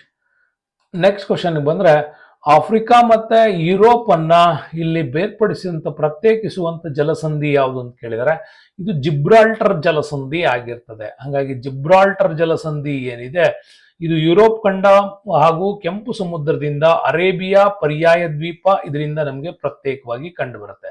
ಆಫ್ರಿಕನ್ ಕಾಂಟಿನೆಂಟ್ ಇದ್ರ ಬಗ್ಗೆ ಒಳ್ಳೊಳ್ಳೆ ವಿಡಿಯೋಗಳು ಮಾಡಿದ್ದೀನಿ ನಾನು ಈ ಹಿಂದೆ, ಅದನ್ನು ಕೂಡ ನೀವು ನೋಡ್ಕೊಳ್ಬಹುದು. ಇದ್ರ ಮೇಲ್ಭಾಗದಲ್ಲಿ ಯುರೋಪ್ ಬರುತ್ತೆ, ಇದ್ರ ಈ ಕಡೆ ಭಾಗದಲ್ಲಿ ಏಷ್ಯಾ ಬರ್ತದೆ. ಓಕೆ, ಏಷ್ಯಾ ಬರ್ತದೆ, ಇಲ್ಲಿ ಯುರೋಪ್ ಬರ್ತದೆ, ಇಲ್ಲಿ ಆಫ್ರಿಕಾ ಬರ್ತದೆ. ಇದ್ರ ಮಧ್ಯಭಾಗದಲ್ಲಿ ನಮ್ಗೆ ಈ ಭಾಗದಲ್ಲಿ ಬರೋದೆ ಮೆಡಿಟರೇನಿಯನ್ ಸಿ, ಮೆಡಿಟರೇನಿಯನ್. ಇದರ ಈ ಭಾಗಕ್ಕೆ ನಮ್ಗೆ ಬರೋದು ಬ್ಲ್ಯಾಕ್ ಸಿ, ಕಪ್ಪು ಸಮುದ್ರ. ಅದರ ಮೇಲ್ಭಾಗದಲ್ಲಿ ಬರೋದು ನಮ್ಗೆ ಈ ಕಡೆ ಭಾಗದಲ್ಲಿ ಕ್ಯಾಸ್ಪಿಯನ್ ಸಮುದ್ರ ಬರ್ತದೆ. ಇನ್ನು ಇದ್ರ ಕೆಳಭಾಗದಲ್ಲಿ ಬರೋದು ಕೆಂಪು ಸಮುದ್ರ ಬರ್ತದೆ. ಇನ್ನು ಮುಂದಕ್ಕೆ ಬಂದ್ರೆ ಅರಬ್ಬಿ ಸಮುದ್ರ ಬರುತ್ತೆ. ಕೆಂಪು ಸಮುದ್ರವನ್ನ ಮೆಡಿಟರೇನಿಯನ್ ಸಮುದ್ರಕ್ಕೆ ಜಾಯಿನ್ ಮಾಡದೆ ಈ ಸೂಯೆಜ್ ಕಾಲುವೆ ಇಲ್ಲಿ ಜಾಯಿನ್ ಮಾಡುತ್ತೆ. ಓಕೆ, ಇಲ್ಲಿ ಓಕೆ, ಈ 2 ಭೂಖಂಡಗಳು ಒಂದಾಗಿದ್ವು, ಇದ್ರ ಮಧ್ಯೆ 2 ಭೂಖಂಡಗಳು ಜಾಯಿಂಟ್ ಆಗಿದ್ದು ಇದನ್ನ ಒಡೆದು ಕಾಲುವೆಯನ್ನ ಮಾಡಲಾಯಿತು. ಈ ಸೇರಿರುವ ಭಾಗವನ್ನೇ ಭೂಕಂಠ ಅಂತ ಕರಿತೀವಿ. ಇದನ್ನ ಈಗ ತೆಗೆದ್ಬಿಟ್ಟು ಏನ್ ಮಾಡಿದ್ದಾರೆ, ಕಾಲುವೆಗಳನ್ನ ಮಾಡಿದ್ದಾರೆ. ಓಕೆ, ಇದು 1869. ಇದು ಕೂಡ ನೆನ್ಪಿಟ್ಕೊಳ್ಳಿ. ಜಿಬ್ರಾಲ್ಟರ್ ಜಲಸಂಧಿ ಬರೋದು ಇಲ್ಲೇನೆ. ಓಕೆ, ಆದ್ರೆ ಬೆರ್ರಿಂಗ್ ಬರ್ತದೆ. ಬೆರ್ರಿಂಗ್ ಇದು ನೆನ್ಪಿಟ್ಕೊಳ್ಳಿ, ಈ ಕಡೆ ರಷ್ಯಾದ ಭಾಗ ಬರ್ತದೆ, ಈ ಕಡೆ ಅಮೆರಿಕದ ಭಾಗ ಬರ್ತದೆ. ಇದ್ರ ಮಧ್ಯದಲ್ಲಿ ಬರೋದೆ ಈ ಬೆರ್ರಿಂಗ್ ಜಲಸಂಧಿ ಬರ್ತದೆ ನಿಮ್ಗೆ. ಇದು ಕೂಡ ನಿಮ್ಗೆ ನೆನಪಿಲ್ಲಿ. ಸೊ ನೆಕ್ಸ್ಟ್ ಬರೋಣ ಮುಂದಿನ ಪ್ರಶ್ನೆಗೆ. ಉಷ್ಣ ಮತ್ತು ಶುಷ್ಕ ಬೇಸಿಗೆ ತೇವಯುತ ಚಳಿಗಾಲಗಳು ಕಂಡು ಬರೋದು ವಾಯುಗುಣ. ಇದು ಮೆಡಿಟರೇನಿಯನ್ ವಾಯುಗುಣದಲ್ಲಿ ಬರ್ತದೆ. ಅದು ಬಂದಾಗ ಫುಲ್ ಡೀಟೇಲ್ ಹೇಳ್ತೀನಿ. ನೆಕ್ಸ್ಟ್ ಬರೋಣ. ವಿಶ್ವದ ನೈಸರ್ಗಿಕವಾದ ಅದ್ಭುತ ಗ್ರ್ಯಾಂಡ್ ಮಹಾಕಂದರ ಬರೋದು ಕೊಲೆರಾಡೋದಲ್ಲಿ. ನಿಮ್ಗೆ ದಕ್ಷಿಣ ಅಮೆರಿಕಾ ಭಾಗ ಬರ್ತದೆ.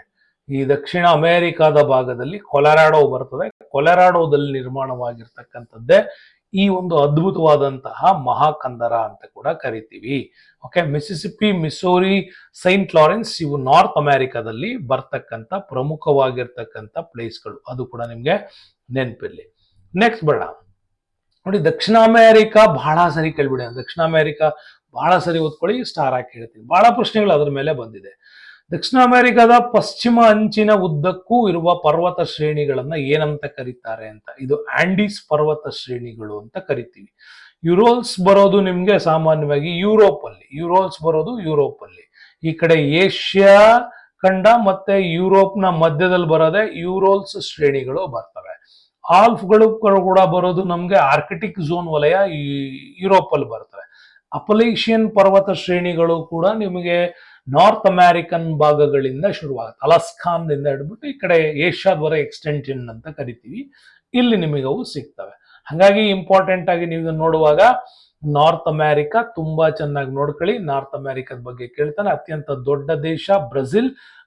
ಅದಾದ್ಮೇಲೆ ಅರ್ಜೆಂಟೈನಾ ಬರುತ್ತೆ. ಬ್ರೆಜಿಲ್ನ ರಾಜಧಾನಿ ಬ್ರೆಸಿಲಿಯಾ, ಅರ್ಜೆಂಟೈನಾದ ರಾಜಧಾನಿ ಬ್ಯೂನಸ್ ಐರಿಸ್ ಅಂತ ಕೂಡ ನೆನ್ಪಿಟ್ಕೊಳ್ಳಿ. ಉದ್ದನೆಯ ಮೆಣಸಿನಕಾಯಿ ತರಕೊಂಡಂತ ಅತಿ ಹೆಚ್ಚು ಕರಾವಳಿ ಹೊಂದಿರುವಂತಹ ರಾಜ್ಯ ಯಾವುದು ಅಂತ ಕೇಳ್ಬೋದು. ಅದು ಚಿಲಿ. ಮೆಣಸಿನಕಾಯಿ ತರ ಇರುತ್ತೆ ಚಿಲಿ. ಓಕೆ, ಇಲ್ಲಿ ಕೊಲಂಬಿಯಾ, ಪೆರು ಇವೆಲ್ಲ ಕೂಡ ಬರ್ತವೆ. ಫ್ರೆಂಚ್ ಗಯಾನಾ ಬರೋದು ಇಲ್ಲೇನೆ. ಫ್ರೆಂಚ್ ಗಯಾನಾ ಇವೆಲ್ಲ ನಾಸಾದ ಒಂದು ಏನು ಉಪಗ್ರಹ ಉಡಾವಣಾ ಕೇಂದ್ರಗಳು ಬರೋದು ಇಲ್ಲೇನೆ. ಅದಿರೋದು ನಾಸಾ ನಾರ್ತ್ ಅಮೆರಿಕ ಆದ್ರೂ ಉಡಾವಣಾ ಕೇಂದ್ರ ಬರೋದು ಸಮಭಾಜಿಕ ವೃತ್ತದಲ್ಲಿ. ಹಂಗಾಗಿ ಅದು ಕೂಡ ನಿಮಗೆ ಫ್ರೆಂಚ್ ಗಯಾನ ಬರೋದು ಕೂಡ ಇಲ್ಲೇನೆ, ನೆನಪಿಟ್ಕೊಳ್ಳಿ. ಇದ್ರ ಮೇಲ್ಭಾಗದಲ್ಲಿ ಚಿಕ್ಕ ಚಿಕ್ಕ ದ್ವೀಪಗಳು ಬರ್ತಾವೆ ಇಲ್ಲಿ, ನಾರ್ತ್ ಅಮೆರಿಕ ಸೌತ್ ಅಮೆರಿಕದ ಮಧ್ಯೆ. ಅದನ್ನ ವೆಸ್ಟ್ ಇಂಡೀಸ್ ಅಂತ ಕೂಡ ಕರಿತೀವಿ. ಅಂದ್ರೆ 8 ದ್ವೀಪಗಳ ಸರಣಿ ಅದು ವೆಸ್ಟ್ ಇಂಡೀಸ್. ಅದರಲ್ಲಿ ಕ್ಯೂಬಾ ಬರುತ್ತೆ, ಜ್ವಾಲಾಮುಖಿಗಳ ಕೇಂದ್ರ ಅಂತ ಕರಿತೀವಿ. ನಮ್ಮಲ್ಲಿ ಜಪಾನ್ ಹೆಂಗೋ ಹಂಗೆ ಕ್ಯೂಬಾ, ಅದು ಕೂಡ ಇಂಪಾರ್ಟೆಂಟ್. ಓಕೆ, ಇದಿಷ್ಟು ಕೂಡ ಬರ್ತದೆ. ನೆಕ್ಸ್ಟ್ ಬರೋಣ. ನೆಕ್ಸ್ಟ್ ಪ್ರಶ್ನೆಗೆ ಬಂದ್ರೆ ನಿಮ್ಗೆ ಭೂಮಿಯ ಒಟ್ಟು ಭೌಗೋಳಿಕ ಪ್ರದೇಶದಲ್ಲಿ ಅದರ ಭೂಭಾಗ ಎಷ್ಟಿದೆ ಅಂತ ಕೇಳ. ಭೂಭಾಗ 149 ದಶಲಕ್ಷ. ಓಕೆ, ಇದು ನಮ್ಗೆ ಚಂದ್ರನ ವ್ಯಾಸಕ್ಕಿಂತ 4 ಪಟ್ಟು ದೊಡ್ಡದು ಭೂಮಿ, ಹಾಗೂ ಸೂರ್ಯನಿಗಿಂತ 107 ಪಟ್ಟು ಚಿಕ್ಕದು ನಮ್ಗೆ. ಓಕೆ, ಸೂರ್ಯನಿಗಿಂತ ಭೂಮಿ ಚಿಕ್ಕದು. ಎಷ್ಟು? 107 ಪಟ್ಟು. ಹಂಗೆ ಚಂದ್ರನಿಗಿಂತ 4 ಪಟ್ಟು ಜಾಸ್ತಿ. ಹಿಂಗೆ ನೀವು ನೆನಪಿಟ್ಕೋಬೇಕು. ಚಂದ್ರನಿಗಿಂತ 4 ಪಟ್ಟು ಜಾಸ್ತಿ, ಸೂರ್ಯನಿಗಿಂತ 107 ಪಟ್ಟು ಚಿಕ್ಕದು. ಒಟ್ಟು ವಿಸ್ತೀರ್ಣ ಬಂದ್ರೆ 510 ದಶಲಕ್ಷ ಚದರ ಕಿಲೋಮೀಟರ್ ಇದೆ. ಅದರಲ್ಲಿ 361 ದಶಲಕ್ಷ ಕಿಲೋಮೀಟರ್ ನಮ್ಗೆ ನೀರಿನಿಂದ ಆವೃತವಾದಂತ ಭಾಗ, ಅಂದ್ರೆ 70% ಭೂಮಿ ನೀರಿನಿಂದ ಇರೋದು. ಇನ್ನು 149 ದಶಲಕ್ಷ ಚದರ ಕಿಲೋಮೀಟರ್ ಅಂದ್ರೆ 30% ಅಂತಿದ್ರೆ 29, 70 ಪಾಯಿಂಟ್ ಸಮಥಿಂಗ್, ಇದು 29 ಪಾಯಿಂಟ್ ಸಮಥಿಂಗ್. ಹಂಗಾಗಿ 149 ದಶಲಕ್ಷ, ಇದು ತಪ್ಪಾಗತ್ತೆ ನೋಡಿ. ಇದು ಬರೀ ಲಕ್ಷ ಆಯ್ತಿದೋ, ತಪ್ಪು. ಇಲ್ಲಿ ಬರೋದು 149. ಇಲ್ಲಿದೆ. ಸಾರಿ, ಇದು ಕರೆಕ್ಟ್ ಇದೆ. 149 ದಶಲಕ್ಷ ಚದರ ಕಿಲೋಮೀಟರ್ ಇಲ್ಲಿ ಕರೆಕ್ಟ್ ಆಗಿ ಇದೆ. ಇದನ್ನು ಕೂಡ ನೀವು ನೆನ್ಪಿಟ್ಕೊಳ್ಳಿ. ಓಕೆ, ಇದು. ನೆಕ್ಸ್ಟ್ ಮುಂದಿನ ಪ್ರಶ್ನೆ ಬರೋಣ. ಇದು ಕೂಡ ಇಂಪಾರ್ಟೆಂಟ್ ಆಗಿರ್ತಕ್ಕಂಥ ಪ್ರಶ್ನೆ ನೋಡಿ. ಮತ್ತೆ ಬಂತು ರಿಪಿಟೇಷನ್. ಹಿಮ ನದಿಯ ಸಂಚಯನದಿಂದ ಯಾವುದು ನಿರ್ಮಾಣವಾಗುತ್ತವೆ? ಹಿಮ ನದಿಯ ಸಂಚಯನದಿಂದ ರೇವೆ ಮೈದಾನಗಳು ನಿರ್ಮಾಣವಾಗುತ್ತವೆ. ಅವರೋಹಿ ಮತ್ತೆ ಆರೋಹಣ ಶಂಕುಗಳು ನಿರ್ಮಾಣವಾಗುವುದು ಅಂತರ್ಜಲಗಳಿಂದ. ನೆನ್ಪಿಟ್ಕೊಳ್ಳಿ, ಇದು ಅಂತರ್ಜಲದಿಂದ ಶಂಕುಗಳು. ಅಂದ್ರೆ ಭೂಮಿಯ ಕೆಳಭಾಗದಲ್ಲಿ ಈ ತರ ಶಿಲಾಪದರಗಳು ನಿಂತಿರ್ತಾವೆ. ಇದನ್ನ ನಮ್ಗೆ ಏನಂತ ಕರೀತಾರೆ ಅವರು? ಆರೋಹಿ ಅವರೋಹಿ ಅಂತ ಕರೀತೀವಿ. ಇದು ಈ ಕೆಳಗಿಂದ ಭೂಮಿಯ ಕೆಳಭಾಗ ಹಿಂಗೆ ಶಿಲಾಪದರ ಚಾಚ್ಕೊಂಡ್ರೆ ಇದನ್ನ ಅವರೋಹಿ ಅಂತ ಕರಿತೀವಿ. ಹಿಂಗೆ ಚಾಚ್ಕೊಂಡಿದ್ರೆ ಆರೋಹಿ ಶಂಕುಗಳು. ಇವು ಅಂತರ್ಜಲದಲ್ಲಿ ಉಂಟಾಗತ್ತೆ. ಲೋಯಸ್ ಮೈದಾನಗಳು ಚೀನಾದ ಮರುಭೂಮಿಗಳಲ್ಲಿ, ಶೀತ ಮರುಭೂಮಿಗಳಲ್ಲಿ ಉಂಟಾಗೋದು ಲೋಯಸ್. ಪ್ರವಾಹ ಮೈದಾನಗಳು ಉಂಟಾಗೋದು ನದಿ ಮುಖಜ ಭೂಮಿಗಳಲ್ಲಿ. ನಮಗೆ ಕೇಳೋದು ಹಿಮ ನದಿಯಿಂದ. ಹಂಗಾಗಿ ರೇವೆ ಸಂಚಯನದ ಯೂಸ್ ಆಕಾರದ ಕಣಿವೆ ಮಾರ್ಗಗಳು ಉಂಟಾಗುವುದು ಇದರಿಂದಾಗಿದೆ. ಇದು ಕೂಡ ನಿಮ್ಗೆ ನೆನಪಿಲ್ಲ, ಬಹಳ ಸರಿ ಕೇಳಿದಾನೆ ಅಂತ ಹೇಳಿದೆ. ಅಗೈನ್ ಮತ್ತೆ ಬಂತು ನೋಡಿ, ಇದು ಘಾಟ್ಸ್ ಬಗ್ಗೆ ಕೇಳಿದ್ದ ಅಂತ ಹೇಳಿದೆ ನಿಮ್ಗೆ. ಶಿವಮೊಗ್ಗ ಮತ್ತು ಉಡುಪಿಯನ್ನ ಸೇರಿಸೋದು ಇದೇ ಆಗುಂಬೆ ಘಾಟ್, ಶಿವಮೊಗ್ಗ ಮತ್ತೆ ಇದನ್ನ. ಓಕೆ, ಮಂಗಳೂರು ಟು ಚಿಕ್ಕಮಂಗಳೂರು ನಿಮ್ಗೆ ಚಾರ್ಮುಡಿ ಘಾಟ್. ಇದೇನಿದು? ಚಾರ್ಮುಡಿ ಘಾಟ್. ಹಾಸನ ಸಕಲೇಶ್ಪುರ ಮಂಗಳೂರು ಇದು ನಿಮ್ಗೆ ಶಿರಾಡಿ ಘಾಟ್. ಇದು ಯಾವುದು? ಶಿರಾಡಿ ಘಾಟ್. ಶಿವಮೊಗ್ಗ ಕುಂದ್ರಾಪುರ ಹುಲಿಕಲ್ ಘಾಟ್. ಬಹಳ ಸರಿ ಕೇಳಿದಾನೆ, ನೆನ್ಪಿಟ್ಕೊಳ್ಳಿ. ಸ್ಟಾರ್ ಹಾಕಿ ಹೇಳ್ತಾ ಇದ್ದೀನಿ. ನೆಕ್ಸ್ಟ್ ಬರೋಣ. ಕೃಷ್ಣಾ ನದಿ ಮತ್ತು ಅದರ ಉಪನದಿಗಳ ಸರಿಯಾದ ಕ್ರಮಕ್ಕೆ ಬಂದ್ರೆ, ಕೃಷ್ಣಾ ನದಿ ಮತ್ತು ಅದರ ಉಪನದಿಗಳ ಸರಿಯಾದ ಕ್ರಮ ಅಂತ ಬಂದ್ರೆ ಅದು ಭೀಮಾ.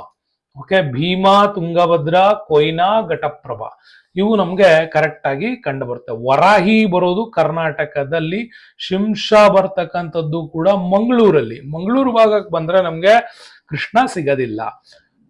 ಭೀಮಾ, ಕೊಯ್ನಾ, ಮಲಪ್ರಭಾ ಅಂಡ್ ಛಾಯಾ ಭಗವತಿ ಬರ್ತಾವ, ಇವು ಕೂಡ ಅಲ್ಲ. ನೆಕ್ಸ್ಟ್ ಭೀಮಾ, ಘಟಪ್ರಭಾ, ಗಂಗಾವಳಿ ಬರ್ತದೆ, ಇದು ಅಲ್ಲ. ಹಂಗಾಗಿ ನಿಮ್ಗೆ ಸರಿಯಾದ ಕ್ರಮ ಅಂತಂದ್ರೆ ಇದಿಷ್ಟು ಕೂಡ ಹೇಳ್ತೀವಿ: ಭೀಮಾ, ಕೊಯ್ನಾ, ತುಂಗಭದ್ರಾ, ಘಟಪ್ರಭಾ, ಮಲಪ್ರಭಾ ಇವು ನಮ್ಗೆ ಕಂಡು ಬರ್ತಾವ. ಓಕೆ, ಇಲ್ಲಿ ನಮ್ಗೆ ಗಂಗಾವಳಿ ಭಗವತಿ ಇದೆ, ಇದು ಬರೋದಿಲ್ಲ. ಇಲ್ಲಿ ಛಾಯಾ ಭಗವತಿ ಬರುತ್ತೆ, ಇದು ಬರೋದಿಲ್ಲ.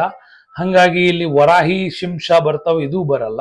ಬರೋದು ಯಾವುದು? ಭೀಮಾ, ತುಂಗಭದ್ರಾ, ಕೊಯ್ನಾ, ಘಟಪ್ರಭಾ ಬರ್ತದೆ. ಇದಕ್ಕೊಂದು ಮಲಪ್ರಭಾ ಸೇರ್ಸ್ಕೊಂಡ್ಬಿಟ್ರೆ ಮುಗೀತು. ಓಕೆ, ನೆಕ್ಸ್ಟ್ ಬರೋಣ ಮುಂದಿನ ಪ್ರಶ್ನೆಗೆ ನೋಡಿ. ಭಾರತ ಹೆದ್ದಾರಿಯ ಚತುಷ್ಕೋನ ಸರಣಿ ಇದು NH4, NH7 ಇದು ಹಳೆ ಟೆಕ್ಸ್ಟ್ ಬುಕ್ಸ್ ಇರೋದ್ರಿಂದಾಗಿ ಇದೀಗ ನಿಮ್ಗೆ ಡಾಟಾ ಚೇಂಜ್ ಆಗಿರುತ್ತೆ. ಈಗ ಅದರ ನಂಬರ್ ಕೂಡ ನಮ್ಮಲ್ಲಿ ಚೇಂಜ್ ಆಗಿರ್ತಕ್ಕಂಥದ್ದು ನಿಮ್ಗೆ NH4 ಅಂತ ಇತ್ತಿದು, ಈಗ NH44 ತನಕ ಆಗಿರ್ತಕ್ಕಂಥದ್ದು. ಹಳೆ ಕ್ವಶನ್ ಪೇಪರ್ ಆಗಿರೋದ್ರಿಂದ ಹಿಂಗಿದೆ. ರಾಷ್ಟ್ರೀಯ ಹೆದ್ದಾರಿ ಮತ್ತೆ ನಾರ್ತ್ ಸೌತ್ ಕಾರಿಡಾರ್ ಕೂಡ ಕರಿತೀವಿ ಈ ಕಡೆ. ಓಕೆ, ಗುಜರಾತ್ ನಿಂದ ಹಿಡಿದ್ಬಿಟ್ಟು ಅರುಣಾಚಲ್ ಪ್ರದೇಶವರೆಗೆ, ಈ ಕಡೆ ಜಮ್ಮು ಕಾಶ್ಮೀರದಿಂದ ಹಿಡಿದು ಈ ಕಡೆ ನಮ್ಗೆ ಕೇರಳದವರೆಗೂ ಕೂಡ ಹಾಕಿರ್ತಕ್ಕಂಥದ್ದು ಬರ್ತವೆ. ಇದು ಹೊಸದು. ಓಕೆ, ನೆಕ್ಸ್ಟ್ ಬರೋಣ ಮುಂದಿನ ಪ್ರಶ್ನೆಗೆ.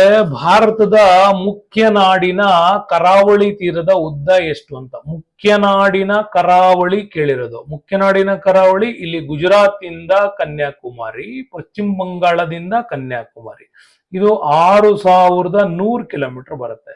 ಇನ್ಕ್ಲೂಡಿಂಗ್ ಅಂಡಮಾನ್ ಅಂಡ್ ನಿಕೋಬಾರ್, ಲಕ್ಷದ್ವೀಪ ಸೇರಿಸ್ಕೊಂಡ್ರೆ ನಮ್ಗೆ 7516.60 ಕಿಲೋಮೀಟರ್ ಒಟ್ಟು ಕರಾವಳಿ ಬರುತ್ತೆ. ಇದು ನಮ್ಗೆ ಏನಿದು ಒಟ್ಟು ಕರಾವಳಿ. ಓಕೆ, 15,200 ಏನು ಒಟ್ಟು ಭೂಗಡಿ ನಮ್ದಿದು. ಒಟ್ಟು ಭೂಗಡಿ 3214 ನಮ್ಗೆ ಅಡ್ಡ ಕಾರಿಡಾರ್ ಪ್ಲಾನ್ ಅಲ್ಲಿ ಬರ್ತದೆ. ಓಕೆ, ಅಲ್ಲ, ನಾರ್ತ್ ಟು ಸೌತ್ ಬರ್ತದೆ. 3214 ಅಡ್ಡ ಎಷ್ಟು 2933 ಬರ್ತದೆ ಹಿಂಗೆ. ಓಕೆ, ಇದು ನಮ್ಗೆ ಕರೆಕ್ಟ್ ಆಗಿ ಗೊತ್ತಿರಬೇಕು. ನೆಕ್ಸ್ಟ್ ಬರೋಣ. ಇಲ್ಲಿ ಇಂಪಾರ್ಟೆಂಟ್ ಆಗಿ ಅವನು ಹೇಳತಾನ ನೋಡಿ, ಅಪಾರ ಪ್ರಮಾಣದ ಬಂಡವಾಳ ಮತ್ತು ಕಾರ್ಮಿಕರನ್ನ ಹೊಂದಿರುವ ಒಂದು ಕೃಷಿ ಪದ್ಧತಿ ಅಂದ್ರೆ ಸಾಂದ್ರ ಬೇಸಾಯ ಅಂತ. ಇಲ್ಲಿ ಅತಿ ಹೆಚ್ಚು ಬಂಡವಾಳವೂ ಬೇಕು ಮತ್ತೆ ಅತಿ ಹೆಚ್ಚು ಕೂಲಿ ಕಾರ್ಮಿಕರು ಬೇಕು. ಮತ್ತೆ ಇಳುವರಿ ನೋಡಿ, ವರ್ಷಕ್ಕೆ 3 ರಿಂದ 4 ಬೆಳೆಗಳನ್ನು ತೆಗಿತಾರೆ. ಇದನ್ನ ನಮ್ಗೆ ಸಾಂದ್ರ ಬೇಸಾಯ ಅಂತ ಕರಿತೀವಿ. ಇದು ಜಪಾನಿಂದ ಭಾರತಕ್ಕೆ ಪರಿಚಯವಾಗಿರ್ತಕ್ಕಂಥದ್ದು. ಮಿಶ್ರ ಬೇಸಾಯ ಅಂದ್ರೆ ಸಾಕಾಣಿಕೆ. ಓಕೆ, ಸಾಕಾಣಿಕೆ ಮತ್ತು ಕೃಷಿ ಜೊತೆಗೆ ಸಾಕಾಣಿಕೆಯನ್ನು ಕೂಡ, ಕುರಿ ಕೋಳಿ ಇಂಥವನ್ನೆಲ್ಲ ಮಾಡೋದನ್ನ ಮಿಶ್ರ ಬೇಸಾಯ ಅಂತ ಕರಿತೀವಿ. ಇದು ಏಕ ಬೆಳೆಯನ್ನ ವಿಶಾಲ ಕ್ಷೇತ್ರದಲ್ಲಿ ಬೆಳೆಯೋದನ್ನ ವಾಣಿಜ್ಯ ಅಂದ್ರೆ ಮಾರಾಟದ ಉದ್ದೇಶದಿಂದ ಮಾಡೋದೇ ವಾಣಿಜ್ಯ ಬೇಸಾಯ. ನೀರಾವರಿ ಅಂತಂದ್ರೆ ನಿಮಗೆ ಗೊತ್ತಲ್ಲ, ಕೃತಕವಾಗಿ ನೀರನ್ನ ಬಳಸಿ ಕೃಷಿ ಮಾಡ್ತಕ್ಕಂಥದ್ದು. ಇದು ನಿಮ್ಗೆ ನೆನಪಿಲ್ಲ. ನೆಕ್ಸ್ಟ್ ಬರೋಣ ನೋಡಿ, ಇಂಪಾರ್ಟೆಂಟ್ ಪ್ರಶ್ನೆ. ರಾಜೀವ್ ಗಾಂಧಿ ಅಂತಾರಾಷ್ಟ್ರೀಯ ವಿಮಾನ ನಿಲ್ದಾಣ ಅಂತ ಕೇಳಿದರೆ ಹೈದರಾಬಾದ್ ಬರ್ತಕ್ಕಂಥದ್ದು, ರಾಜೀವ್ ಗಾಂಧಿ ಹೆಸರಲ್ಲಿ ಇರ್ತಕ್ಕಂಥದ್ದು ಹೈದರಾಬಾದ್. ಇದು ನಮ್ಗೆ ಇಂಪಾರ್ಟೆಂಟ್.